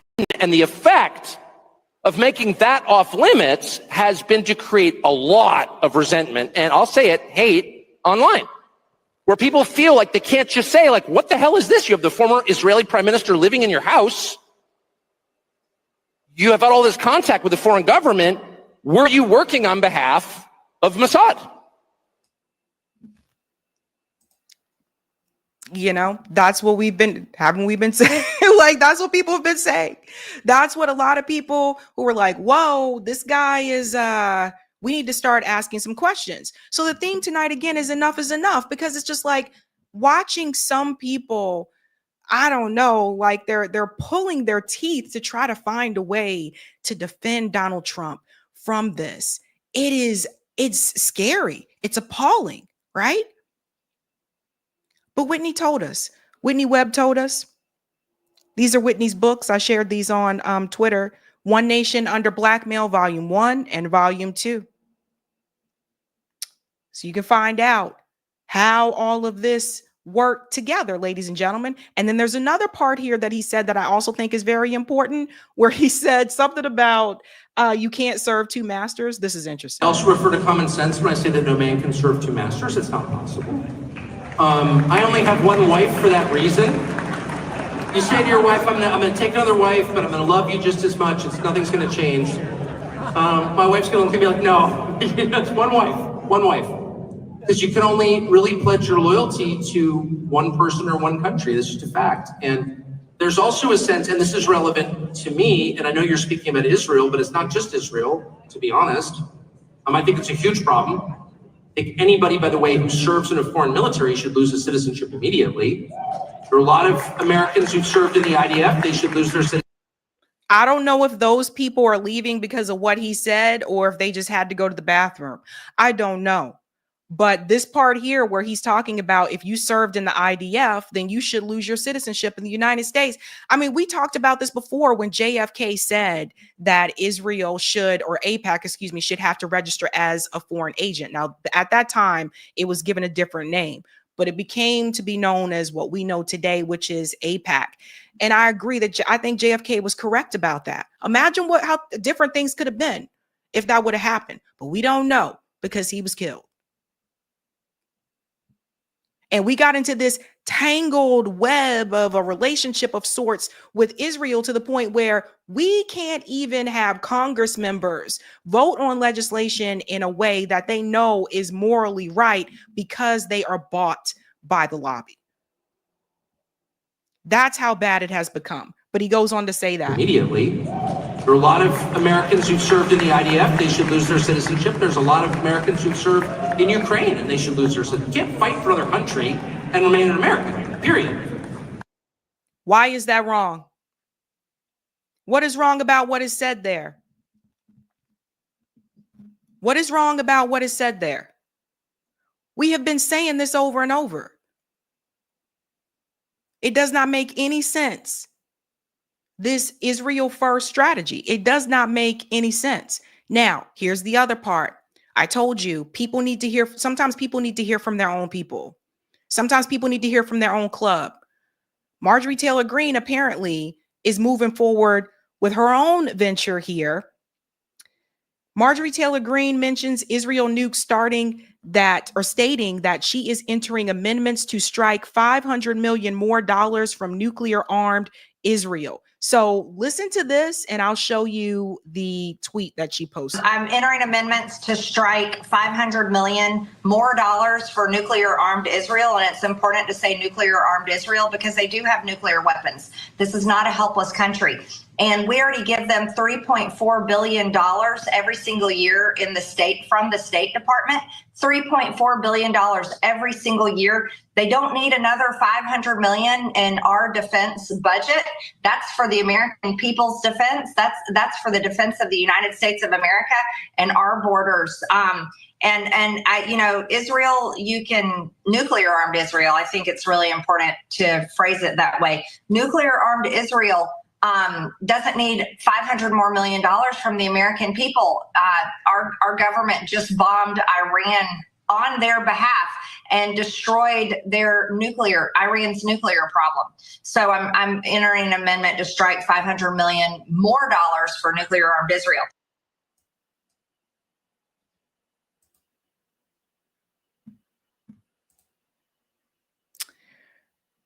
There's more information here. Amendment announcement for defense appropriations funding bill with the sprinkle of slight rant and sarcasm delivered on a bed of raw truth. I'm introducing amendments to the Department of Defense appropriation bill that will cost $831.5 billion to prohibit funding for $500 million for Israel, $500 million for Taiwan Security Initiative, $500 million for Jordan, $15 million for HIV prevention educational activities, approximately $118 million for overseas humanitarian disaster and civic aid. I love our military. I like Pete Hegseth. I think Pete Hegseth is doing a great job as Secretary of DOD. We couldn't have had a better president and commander in chief. And this is where I give pause, right? Because Donald Trump approves of all this money going to Israel. But she goes on to say here, the U.S. Department already gives nuclear armed Israel over $3 billion every single year. Nuclear armed Israel has nearly decimated Hamas and Gaza all by themselves. They have not. She's wrong about that. And we just successfully bombed Iran's and wiped out Iran's nuclear program for nuclear armed Israel. They did not wipe it out. Nuclear armed Israel's national debt is under 400 billion compared to our crippling national debt of 37 trillion. Nuclear armed Israel seems to have their defense and debt under control. So the American taxpayers should not be required to give nuclear armed Israel another 500 million in our U.S. defense bill. And then she goes on for other appropriations as well. Maybe Tom Massey might, approve this with her or something. I don't know. But I will say something is happening here. Something is happening. I honestly thought, I'll tell you guys, I honestly thought that only the left was going to be like, yo, this Israel thing is a mess and we got to get out of there, right? Stop giving them money. I thought that was only going to be a left position. I did not expect people, particularly those who voted for Donald Trump, to also have that same position. So that has been a surprise to me. So who knows? Maybe Tucker, maybe him and Marjorie Taylor Greene, maybe they can, wake up some of Trump's other supporters and just say, look, something has to change here. Something has to change. And also maybe they can wake them up to realize, or more so Tucker, I think, than Marjorie Taylor Greene, that Donald Trump lied to you. He lied to you. You ain't got to be devastated or anything. Hell, every politician in my life has been lying. Because I voted for Barack Obama. Big lie. I had a lot of hopes, a lot, when I voted for Obama. We all been lied to. So it's nothing to be like devastated about. And I see some people breaking down on social media and they're seriously like, oh my God, I can't believe this is happening. You don't need to be devastated. Like, it happens. They lie and they're really good at doing it. But enough is enough. Stop all the money going to Israel. We got to focus on people right here in the US. Let's go to some of the comments here in the chat, ladies and gentlemen. Mr. Chosen One says Obama still hurts. Yeah, I mean, that one, I don't think a lot of people understand. Like, for those of us, like, especially that we were young, you know, really young people, like that one, I really did believe. Like, I had a lot of hope, and I felt foolish. You know, I felt foolish. We will have to come back to the super chats later. I do want to make sure I'm trying to stay on time with the stories, and I still got to cover that Epstein one. We got to get into this story here that happened in Myrtle Beach, South Carolina. So the theme again is enough is enough. I lived in South Carolina. I graduated from the University of South Carolina. I worked there for a couple of years before I moved to Massachusetts. And I can identify with everything that this guy is saying in this video.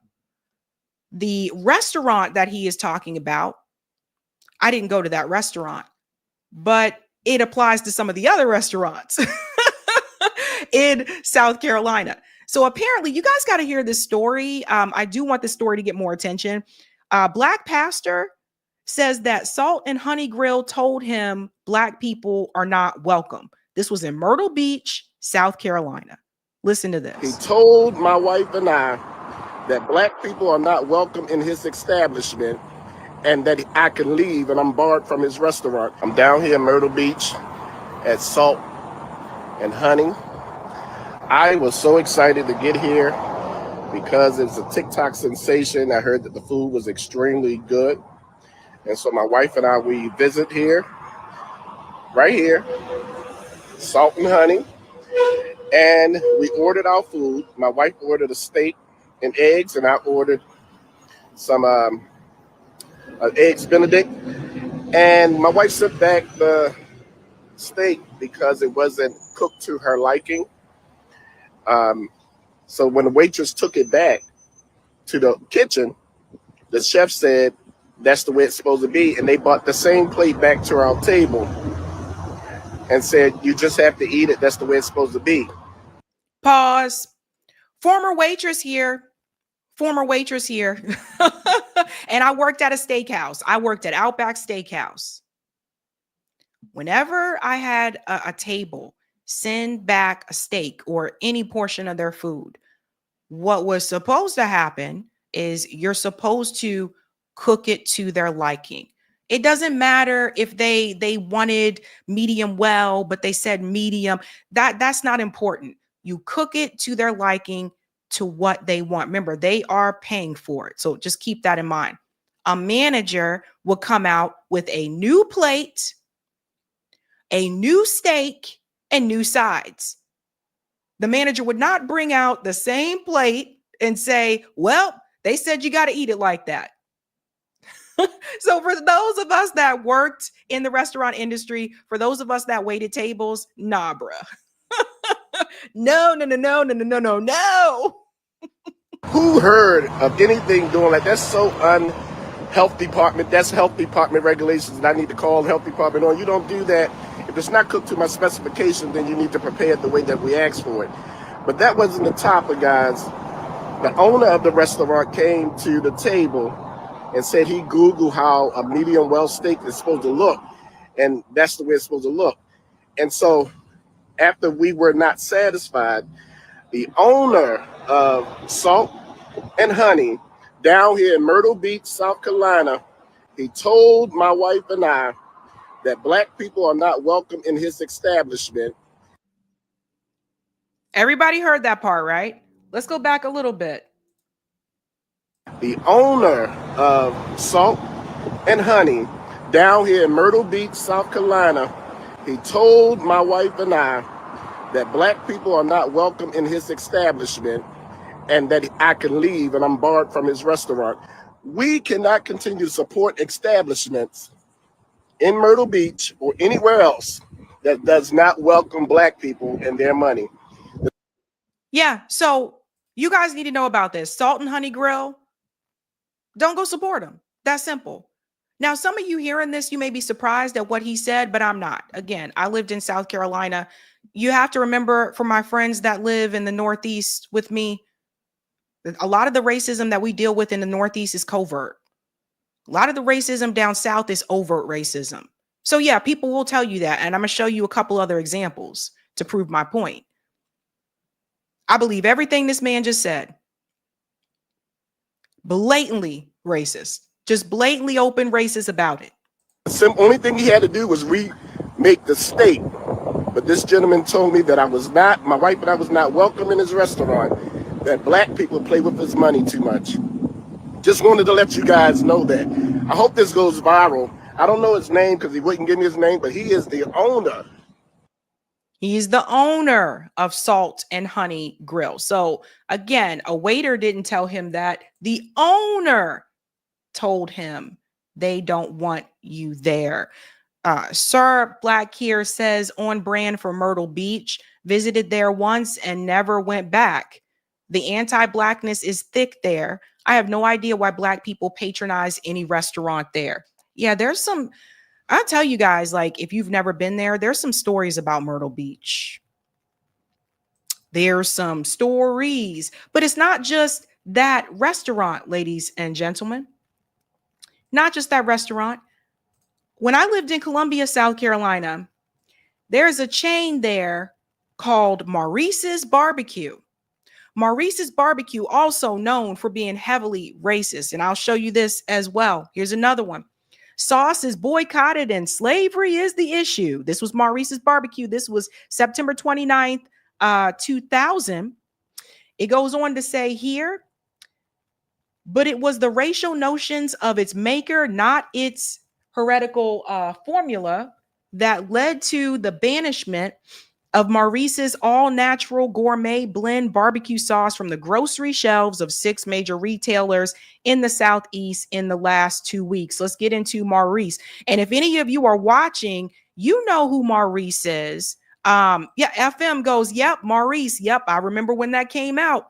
Yeah, this is why a lot of us, like when we live down there, like black people, a lot of us don't go to Maurice's like that, right? So Maurice Bessinger even looks like the South of the 1950s, a time when he was a forceful advocate for segregation, and at quiet moments he seems almost wistful for a time when he could state plainly his feelings about race without suffering financially for it.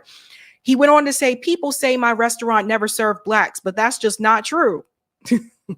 We served them on a segregated basis like every other restaurant did. What the blacks didn't realize was that they got the best food because their dining room was actually in the kitchen. Wait for it, guys. Wait till you hear this part. Maurice spent much of the 1950s and 60s attacking race mixing, running the National Association for the Preservation of White People, and refusing to let blacks into his main dining room, long after most other restaurants had given in. So do you see this? The Supreme Court eventually forced him to comply with the law. That's the part that Maurice leaves out.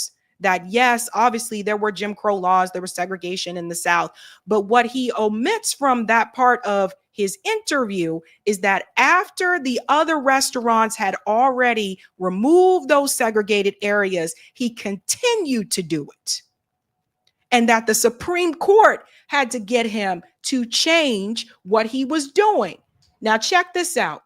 A few years later, he became a born-again Christian and said he put aside his notions of racial superiority. He set up a religious mission next to his main restaurant in West Columbia and began distributing tracts that combined his love of the Confederacy with his religious belief. And it is those tracts that have now landed him in trouble. The one attracting the most attention is entitled Biblical View of Slavery by John Weaver, a Baptist minister from Fitzgerald, Georgia, and argues that slavery is not inherently evil because it is permitted in the Bible. I can't make this up. South Carolina, Columbia, South Carolina.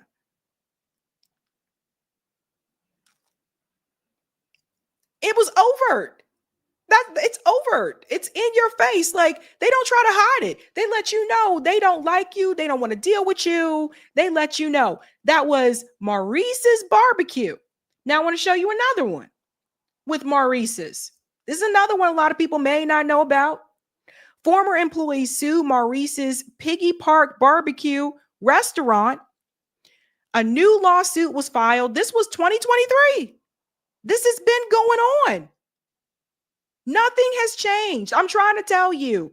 A new lawsuit was filed this week against Columbia restaurant Maurice's Piggy Park Barbecue and former general manager Jeff Harrison on allegations of racism, violence, and intimidation. In the lawsuit, former employee Cassandra Robinson says that Harrison acted in an inappropriate manner, pressuring her into a sexual relationship in exchange for a pay raise, and became violent, descending into racist rants when she refused.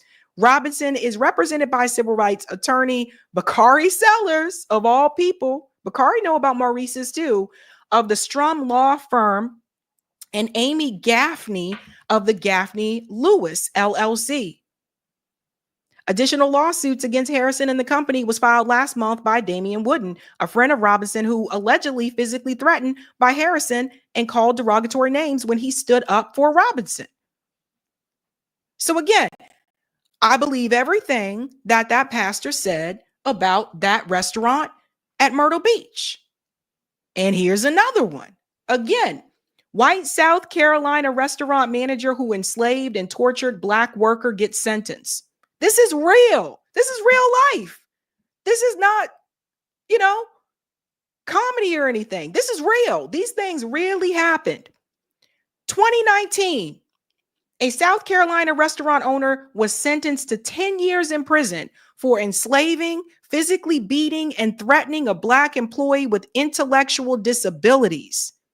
Bobby Paul Edwards, who is white, for 5 years, used violence and other coercive means to make the victim, John Christopher Smith, work at Edwards' restaurant for more than 100 hours a week without pay. He pled guilty in 2018 to one count of forced labor. He was sentenced Wednesday to 10 years in prison and was ordered to pay Smith more than $272,000. Guess where this restaurant was? It was the J&J Cafeteria in Conway, 15 miles northwest of Myrtle Beach. So some of us, we have seen some of these crazy things happen in person. That's why I said I believe everything that guy said about that Salt and Honey restaurant. But enough is enough. What I can tell people is this. Hey, don't eat at that establishment. Don't eat at that establishment. There's so many other places that you can go to. Thank you, FM, says Donald Aslanaj is the owner of Salt and Honey Grill. Don't eat there. Don't eat there. Pass it on to your friends. TikTok can be a very powerful thing. Very powerful thing. Okay, ladies and gentlemen, let's get on to the next story here. This is a tough one. But I don't want to do this one last. If you have not done so, ladies and gentlemen, smash that like button. Thank you. This one's tough. So brace yourself for this one. There was an American citizen who was killed in the West Bank by Israeli settlers, and he was beaten to death. We have to make sure this story gets more attention, since people say we should worry about what happens to Americans. This was an American. Goes on to say here, shout out to Common Dreams for reporting this. Israeli settlers beat American to death in illegally occupied West Bank. Family and Health Ministry. This isn't good. This is oof. Here we go, guys.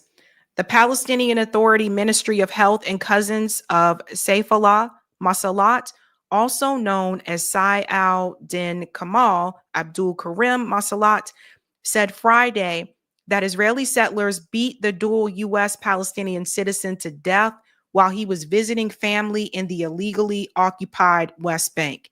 How many times is this going to happen? Now, there have been a number of times also on this show where I've covered Americans that were killed there, whether it was the West Bank or not. These were settlers. Like, this is absolutely insane. A spokesperson for the ministry, Anas Abu El-Ez, told Agence France Press, I'm probably pronouncing that wrong, Agence France Press, that 23-year-old Masalat died after being severely beaten all over his body by settlers in the town of Sinjil, north of Ramallah this afternoon. You know what's significant about Ramallah, right? You guys know what's significant about Ramallah? That's where Nelson Mandela went to Ramallah. There was a statue. I don't know if it's still there. I got to check. There was a statue of Nelson Mandela in Ramallah. It goes on to say Abdul from the nearby village of Al-Maraz al-Sharqiya said that the young man was injured and remained so for 4 hours. The Israeli army prevented us from reaching him and did not allow us to take him away. When we finally managed to reach him, he was taking his last breath. The Times of Israel reported that the ministry later said a second man, 23-year-old Mohammed Shalabi, was fatally shot by settlers, and there have been no arrests yet. So I just want people to think about something for just a second. The settlers, just imagine if you went to, I don't know, Florida or something, and everybody in Florida just decided to take up arms and pretend to be the police. Remember when we covered the story about the Hollywood director that had just won the Oscar about the Palestinian film, and we went back to the West Bank, and they tried to beat him to death. This is what they do. Like this is insane. And no accountability, no repercussions at all. Now, he's an American, so I'm sitting back and I'm wondering, all the other Americans going to get outraged by this?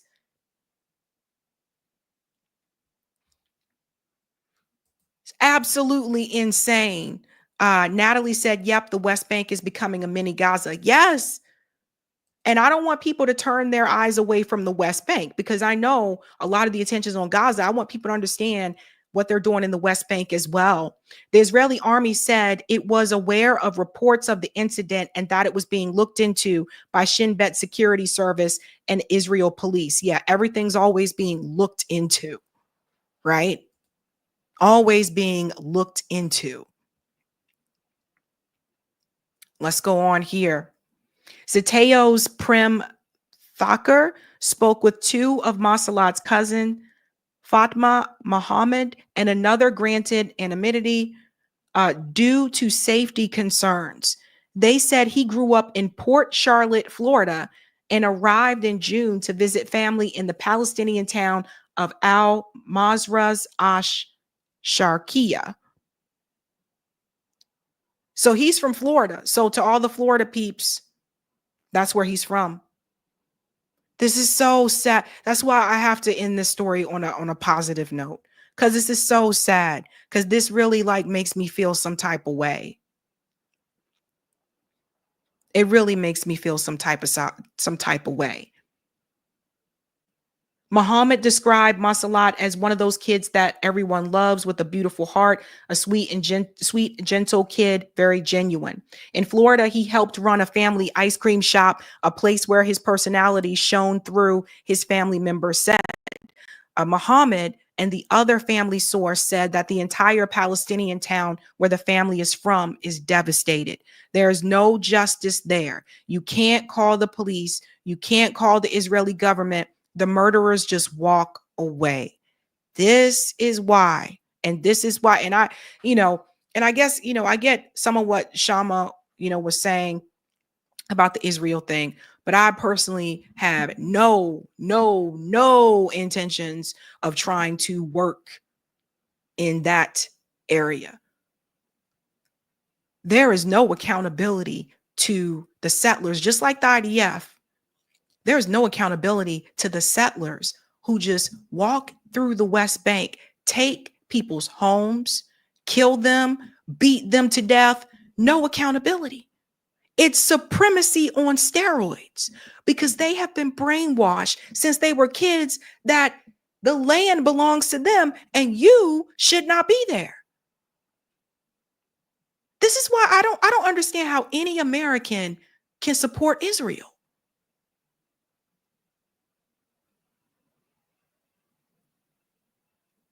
American citizen. Where are all the Congress members? Why aren't they screaming at the top of their lungs?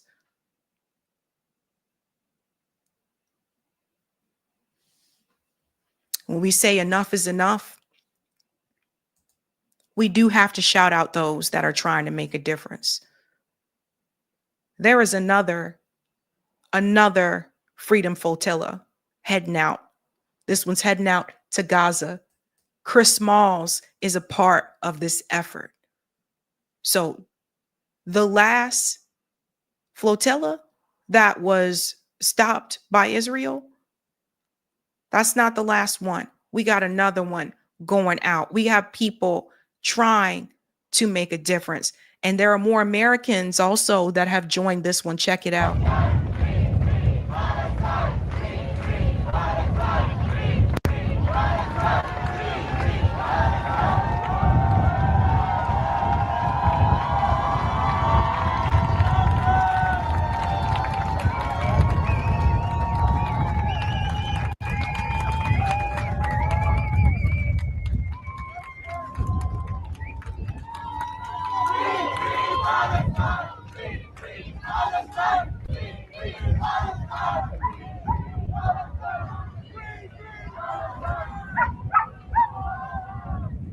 So we're going to have to track this one, guys. Remember how we were able to track the other one? We're going to have to track this one. Yes, JB says, shout out to Chris Smalls. That's right.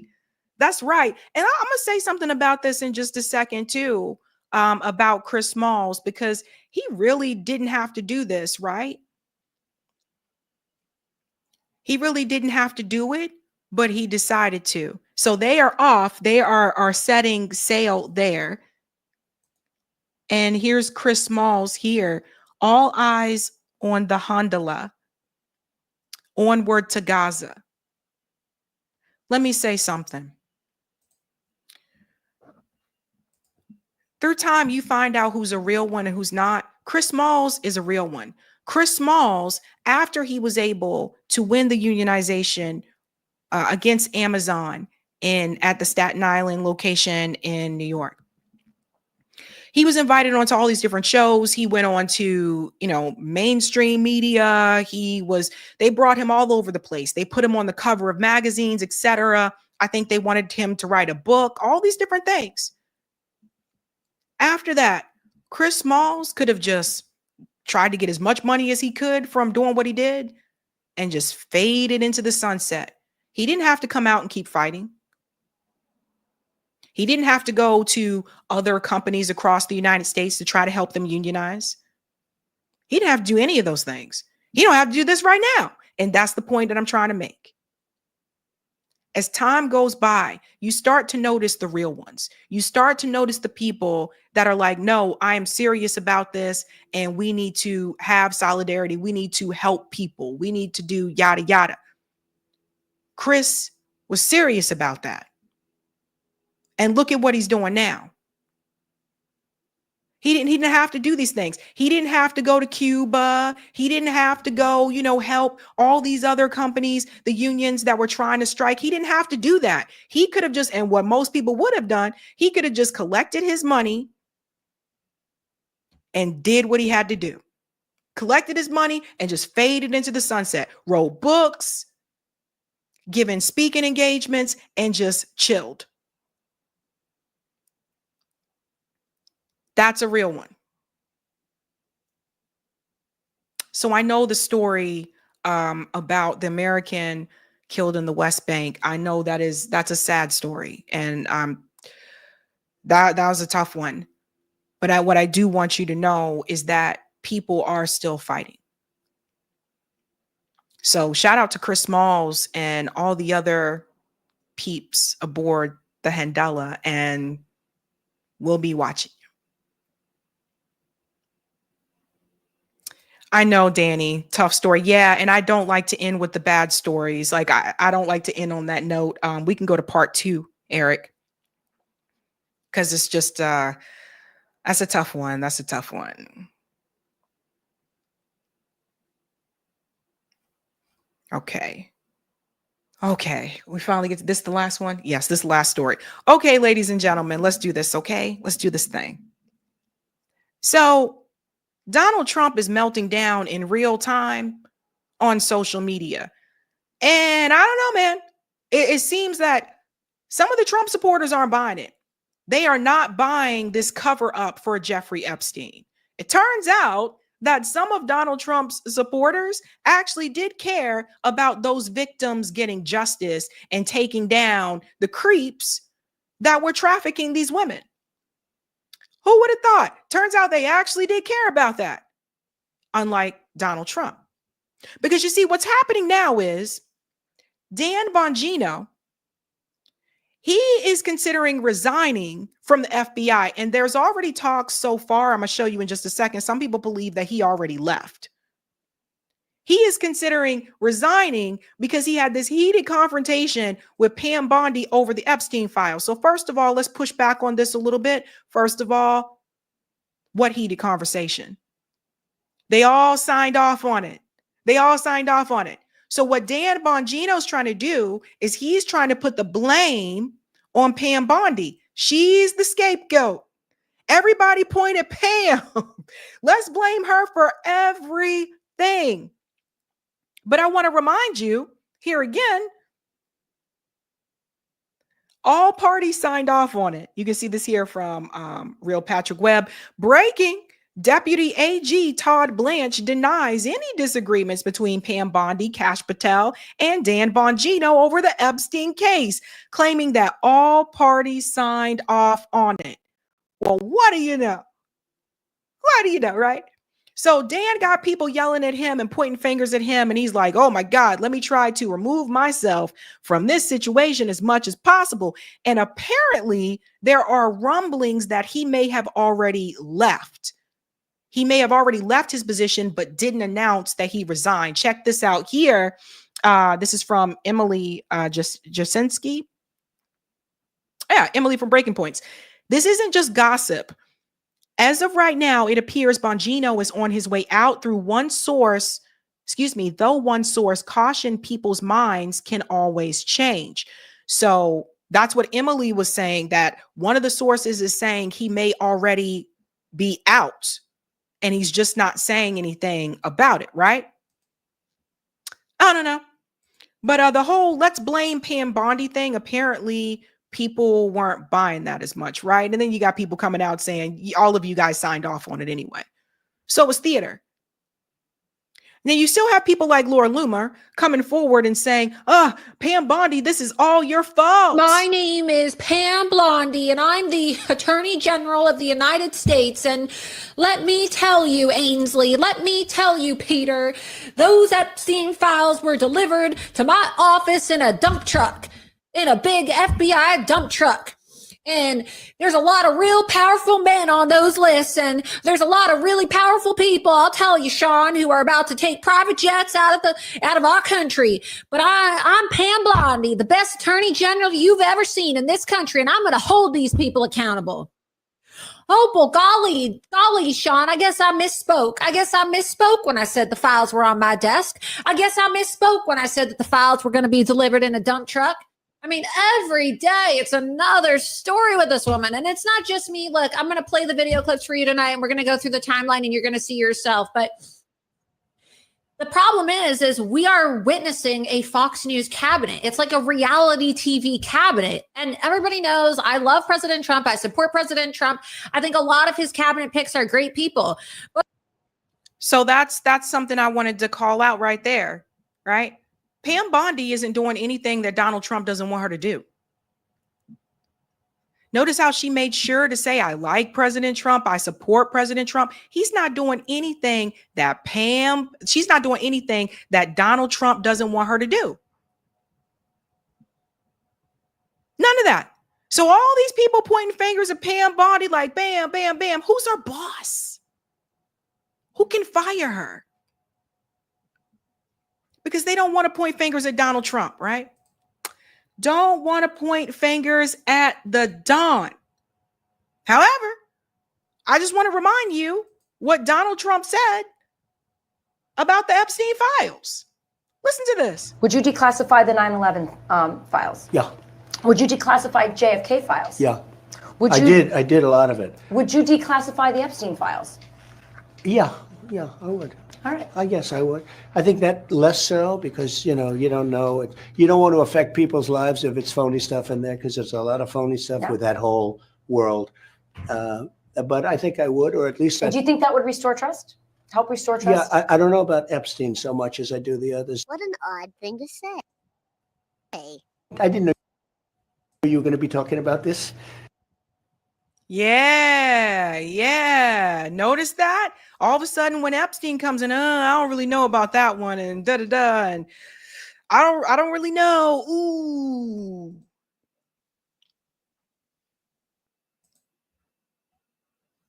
People wonder why. Right? Because one of the things he said is that it would impact people's lives. Now Donald Trump has lost it even more. He went on a rant on Truth Social, and for the first time, it appears that he was ratioed. People are not buying this. They're not buying what he's saying about Epstein. So if you guys don't believe me, when I said Pam Bondi isn't doing anything that Donald Trump doesn't want her to do, listen to the statement that Donald Trump gave, which includes Pam Bondi. Trump on Epstein controversy. Let Pam Bondi do her job. Oh. This was the statement. I'm reading it from the article because otherwise, like on Twitter and stuff, like I have to go through different portions of it where I can just read the whole thing here. This was the statement. What's going on with my boys? And in some cases, gals. They're all going after Attorney General Pam Bondi, who is doing a fantastic job. We're on one team, MAGA, and I don't like what's happening. We have a perfect administration. The talk of the world, and selfish people are trying to hurt it all over a guy who never dies, Jeffrey Epstein. That's just part of it. So you see how he said Pam Bondi's doing a great job? Like I said, she's doing exactly what he wants her to do. So stop pointing fingers at Pam Bondi and point your fingers at Donald Trump, which it appears some people started doing. We'll get into that. He goes on to say here, for years, it's Epstein over and over again. Why are we giving publicity to files written by Obama, crooked Hillary, Comey, Brennan, and the losers and the criminals of the Biden administration who conned the world with Russia hoax, 51 intelligence agents, the laptop from hell, and more. And this is the part that I don't even think some of the strongest Trump supporters would agree with this one. Look, there's many things that you can blame Obama, Biden, Hillary, Bill for, but this ain't one of them, bruh. This ain't one of them. especially considering someone like Bill Clinton was also friends with Epstein. So that don't fit. That don't work. Don't work. So he is seriously trying to blame it all on Barack Obama and the Clintons. They created the Epstein files. Why would they do that? Why would they do that? When Bill Clinton was questioned about going to Epstein Island, he smiled and walked away.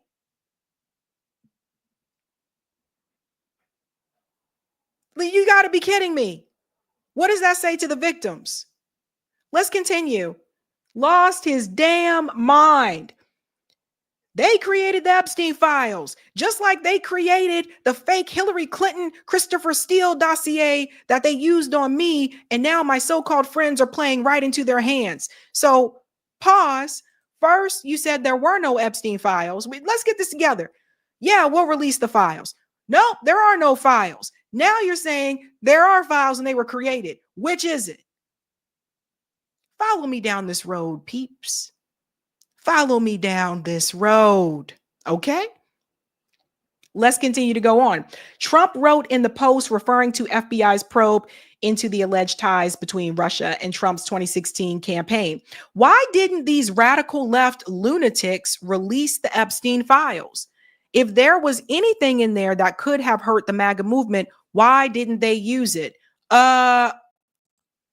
Two things. One, they could have done that if they wanted to. But two, I don't remember them promising to do that. They didn't promise to do that. Your administration did. You guys promised to do those things. Trump and Donald Trump Jr. and all these peeps, all of you guys promised to do that. Biden didn't promise to do that. Also, we know that they wouldn't have done that because some of them are supposedly implicated as well. Does he really think people are this dumb? It goes on. He goes on to say here, this is crazy. They haven't even given up on John F. Kennedy or Martin Luther King Jr. files. Wow. The work is being carried out seamlessly and with unity. Any attempt to sow division within this team is baseless and distracts from real progress being made in restoring public safety and pursuing justice for all.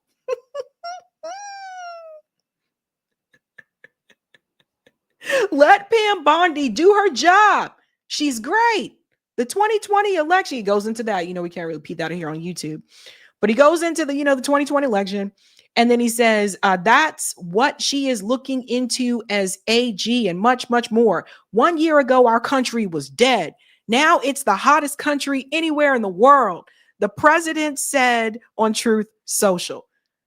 So, guys, let's keep it that way and not waste time and energy on Jeffrey Epstein, somebody no one cares about. Here is Donald Trump telling you not to put any attention on Jeffrey Epstein. Someone who was trafficking minors. Oh, don't worry about that thing. Just put that over there in the corner. Bury it. Put it over there in the corner. Don't worry about that.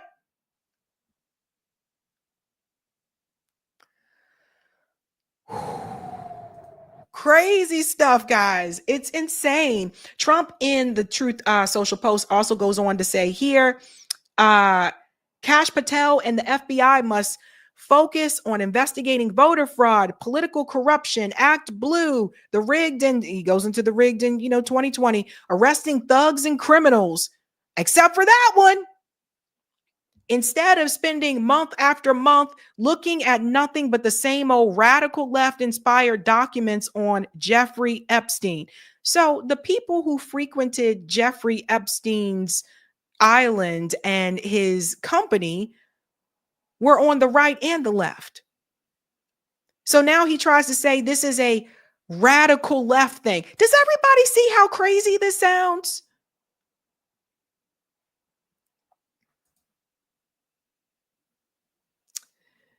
He says don't focus on it. Yet here's Alan Dershowitz saying Yeah, there's actually Every files. document would prove I was innocent. So let me tell you, I know for a fact documents are being suppressed. And they're being suppressed to protect individuals. I know the names of the individuals. I know why they're being suppressed. I know who's suppressing them. But I'm bound by confidentiality from a judge and cases, and I can't disclose what I know. But I hand to God, I know the names of people whose files are being suppressed in order to protect them. And he's not going to say anything because he was Epstein's lawyer. So legally, he's like, oh, I'm bound by confidentiality, right? Like this is bad. And check this out. Some people aren't falling for it. This guy, Tony, says, holy crap, Donald Trump, for the first time in Truth Social history, has been officially ratioed by his Epstein tweet. It actually wasn't a tweet. This is a Truth Social post. So this is the post that I was just reading from that article there. So see the ratio, 19.3K likes, over 20,000 comments. There's more. MAGA is torching Trump in the replies of his Truth Social post over his Epstein post. Never seen this kind of backlash. There are thousands of comments like this. Unreal. Here's some of them you can check out, guys. Not buying it, Mr. President. Downplaying this without disclosing the truth of Epstein. His island, Ghislaine, locked up for a supposedly non-existent issue. Mossad, CIA involvement, etc. It's gone too far to dismiss. Let the complete truth come out. This goes a bit past the disinformation is necessary excuse. I'll continue to stand by you, but my trust level will definitely not be maxed out anymore. Like I said, as I've said before, you shouldn't trust any politician. But check out this one. Americans care because there needs to be accountability. Without accountability, the same sickos that were his customers are likely still abusing children. On top of that, it is a slap in the face to many of the victims that have come forward or people that are living with the memories of a ruined childhood. This can't be swept under the rug. God bless the victims. Oh, people not happy. Another one. This is going to cost you so many supporters. I being one of them. I have been to multiple rallies and even was there on January 6th.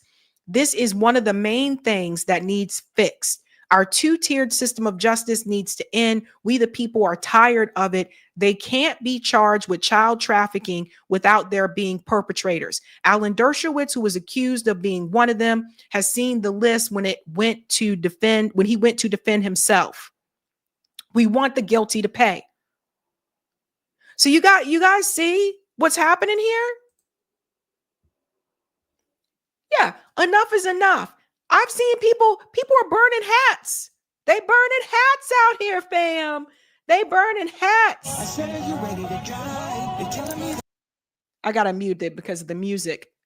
But people are burning hats all on social media. People are mad. Not everybody, but people are mad. See? Because again, like I said, that was one of the things that they said that they were going to do. You know, it reminds me when people were upset with Biden when he promised those $2,000 checks and he didn't deliver those $2,000 checks. Here's what Judge Napolitano thinks. And I hope everyone had a chance to answer the poll as well. Check this out. I think Trump's name is on the list. I think Mossad knows it. I think Mossad told their American stenographer, who happens to be the director of the CIA, who takes down and regurgitates everything Mossad told him. And I think that stenographer whispered it into the president's ear. And he's terrified that this will come out because he knows it will be the beginning of the end, whether there's a Republican Congress or a Democrat Congress. That's what I honestly believe has happened. Now, obviously, I haven't seen the files. Like I said, a lot of those people ran in the same circles. A lot of those people were friends and buddies with Jeffrey Epstein, right? Look at the crowd reaction here when Laura Ingraham presents this at Turning Point USA. She was also there. Listen to what happens. How many of you are satisfied? You can clap. Satisfied with the results of the Epstein investigation? Clap.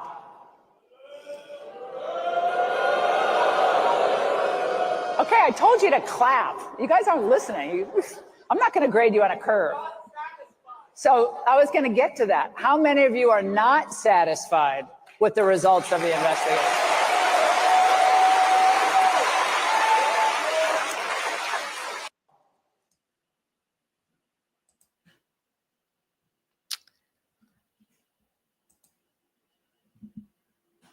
Again, I would say this. Let me say something else.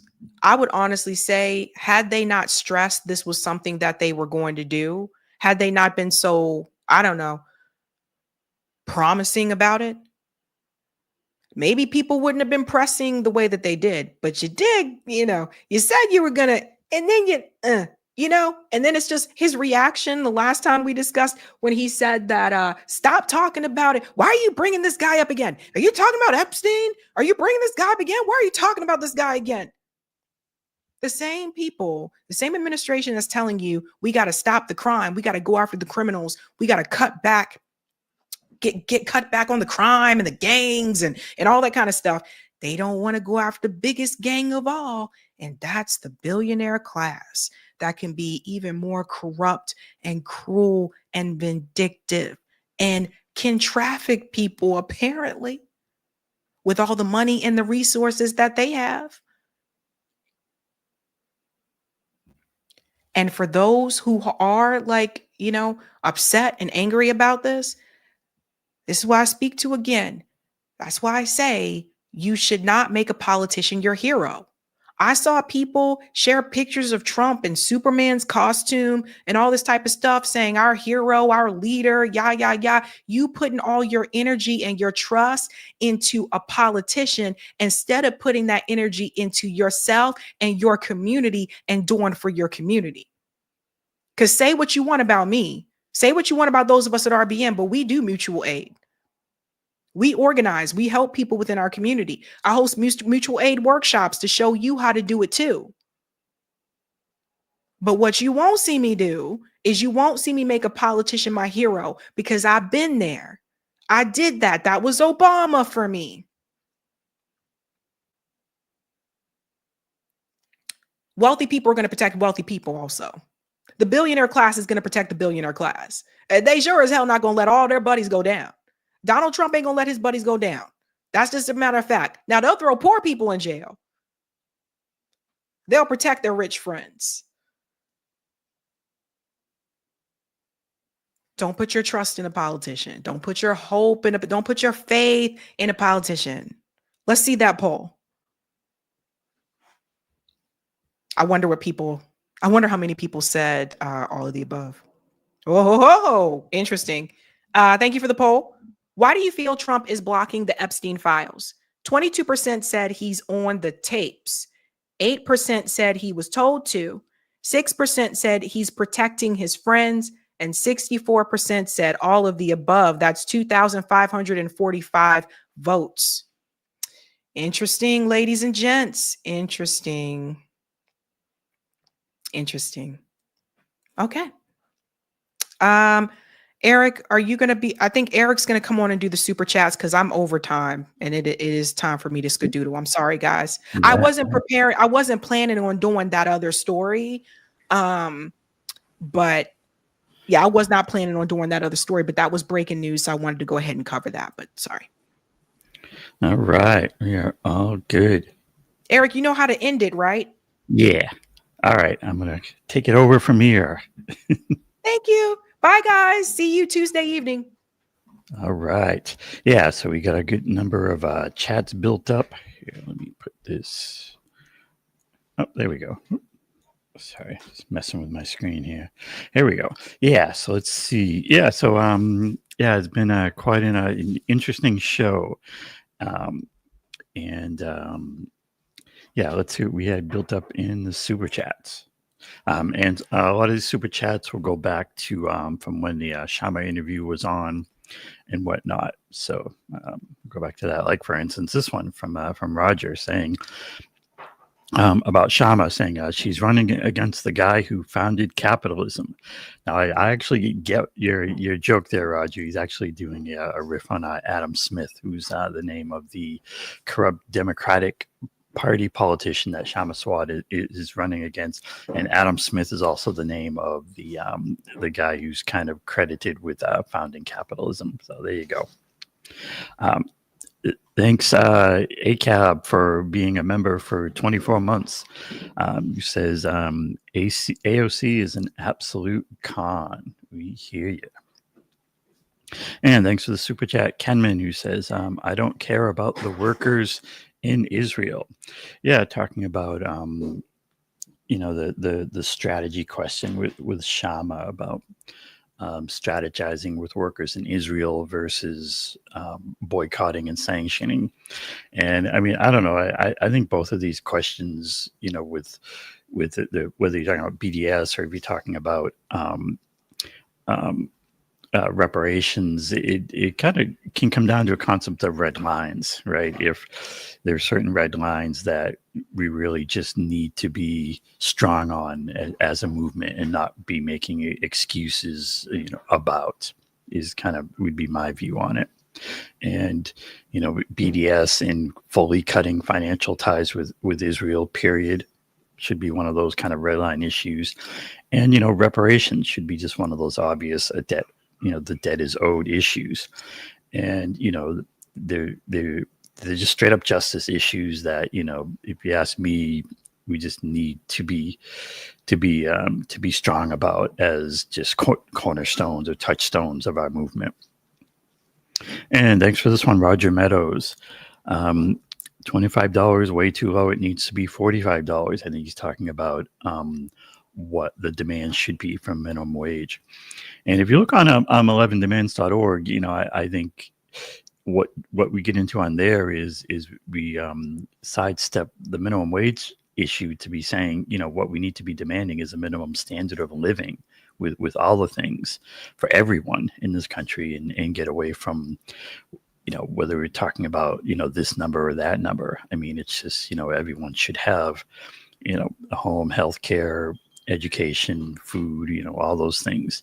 And I hope everyone who found, the interview and these questions interesting will check out what we're doing at 11 Demands. You can find pretty easily at 11demands.org. And thanks, Roger, who says, Kshama, we are not talking about one co-op in a sea of capitalism, but transitioning to a co-op economy away from capitalism. Co-ops are socialism. Yeah, and I would also encourage anyone, on that question to look at what Professor Richard Wolff has to say about it, and Richard Wolff's view of the next phase, if you will, of socialism is to be transitioning organizations to worker co-ops. Now, people were saying, well, that's too hard. How can we do that in this country the way it is? Well, I mean, it always comes back to the money and corruption, right? If we had a federal government or government in general that wasn't totally implacably corrupt, we could do all kinds of things, whether it's, supporting worker co-ops and whatnot. And so that's why I think these solutions need to be holistic and start with and focus on the money and corruption, and then get into the demands and go by there. And again, the strategy is on 11demands.org, pretty straight up. And thanks also for this one, Roger. He did a few here. I think Roger was definitely reacting to this interview, saying, no, Kshama, federal government does not pay for things with taxes. Yeah, I mean, that gets into the whole MMT question. That's the thing I'll just say about it is the government has tons of money. They prove it, and, the money's there. So saying we're not going to be able to find the money to pay for reparations is not a good excuse. And thanks for this one, Roger. No problem. FBA community just won't support you. Cool. Yeah, thanks for that, Roger. And thanks for the super chat from Portable Regulation Studio, who says next. And thanks for this one, Gomaro, who's saying no reparations for you, Sabby. And thanks for the super chat. Ms. J, who says, we also need a anti-hate black crime bill and cash payment reparations for FBAs. Thanks for this one, Satra, who says, how do you win? Congress passed the reparations law and tell the U.S. Treasury to cut the check, just like the C-19 bills were passed without tax dollars. Yep, the money is there. And thanks to the super chat, Old Crow says, well, Kshama showed me what she was about. And thanks for the super sticker, Ziambi. Appreciate you. And yeah, we had a few of these building up, so we're doing the chat readouts, but it's interesting stuff. And thanks for this one, James. He says, Temptations song, Ball of Confusion sums it up quite nicely. Thanks, Nexus. Piers Morgan, but do you support Hamas? Sabby, but do you support ADOS? And thanks, LOS, who says, reparations is a debt that is owed, not an optional thing. Also, you have no right to tell us what will or won't fix our problems. Cash reparations. Yep. And thanks, Roger. Reparations is also a land back and reinstatement of Freedmen Bureau Savings and Trust Bank, not just cash. And thanks very much for this super chat, Satra. 5 pillars of reparations. 1, restitution. 2, compensation. 3, rehabilitation. 4, satisfaction. 5, guaranteed non-repetition, which includes Black Panther Party socialist programs, and restore the Freedmen's Bureau. And, the other thing I'd say about it is, definitely take a look at that work by Sandy Darity, and he has, the book about reparations from here to equality. I'm just going to put in the chat here again. Actually, right now, there was an interview a while back that Sabby did with Dr. Darity and Kirsten Mullins that I would encourage everyone, to watch. Even if you've seen it before, watch it, because that was really good and really get into the nuts and bolts of reparations. And thanks for this one, Ms. J, who says, thank you, Sabby, for standing 10 toes down on FBA cash payments. Check out Reparations Sunday Movement.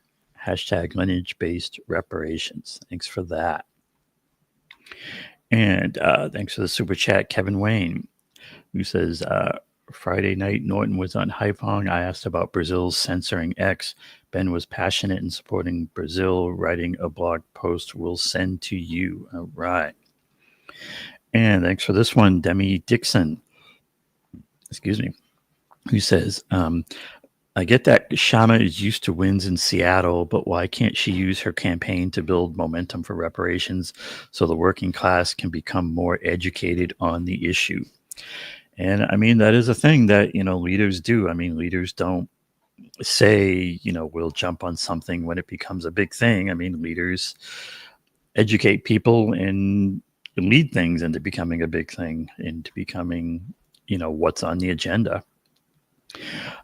Thanks for this super chat from Portable Regulation Studio, who says, we rent and have dollars to travel versus being house poor.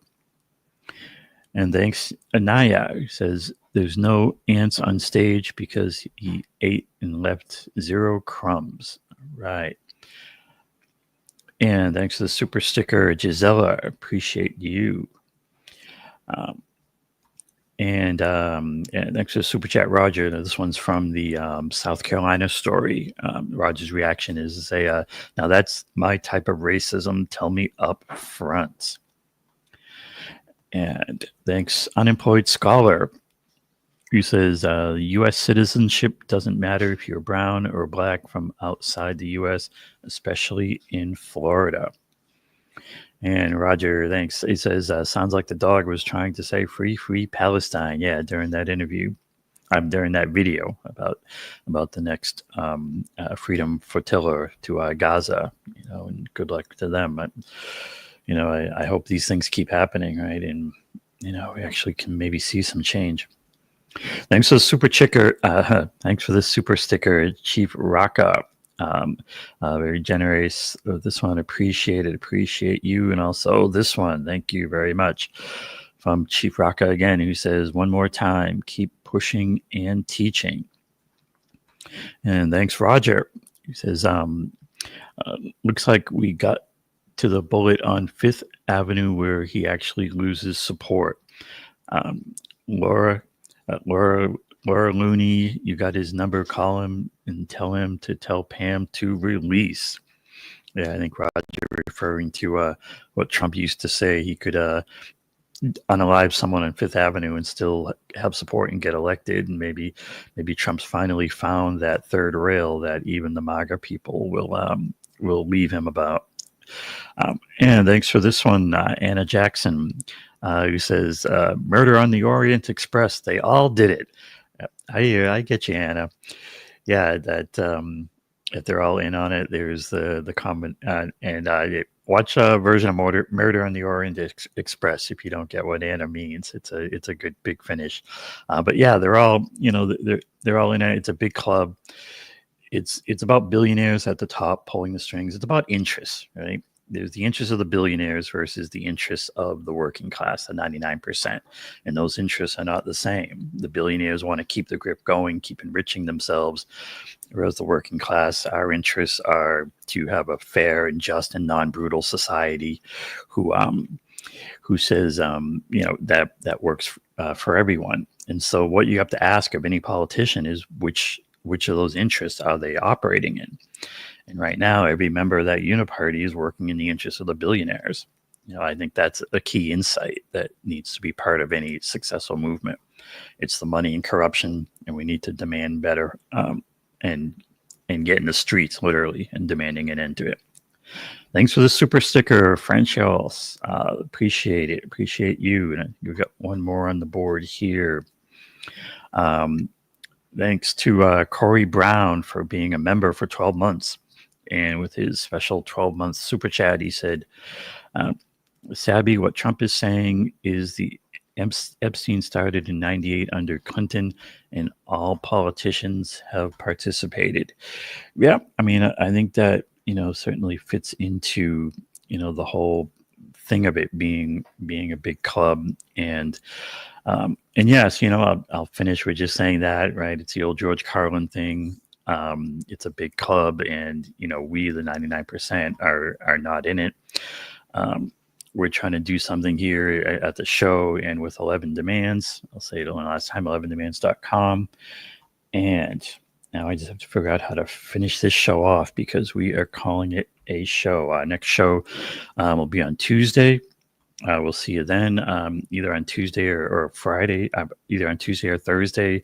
We'll do the Zoom call-in hangout. I know we haven't had one for a while, so we're looking at getting back into that. But until then, this is Eric T. Red for Sabby Sabs saying good night and keep up the fight. We'll see you next time.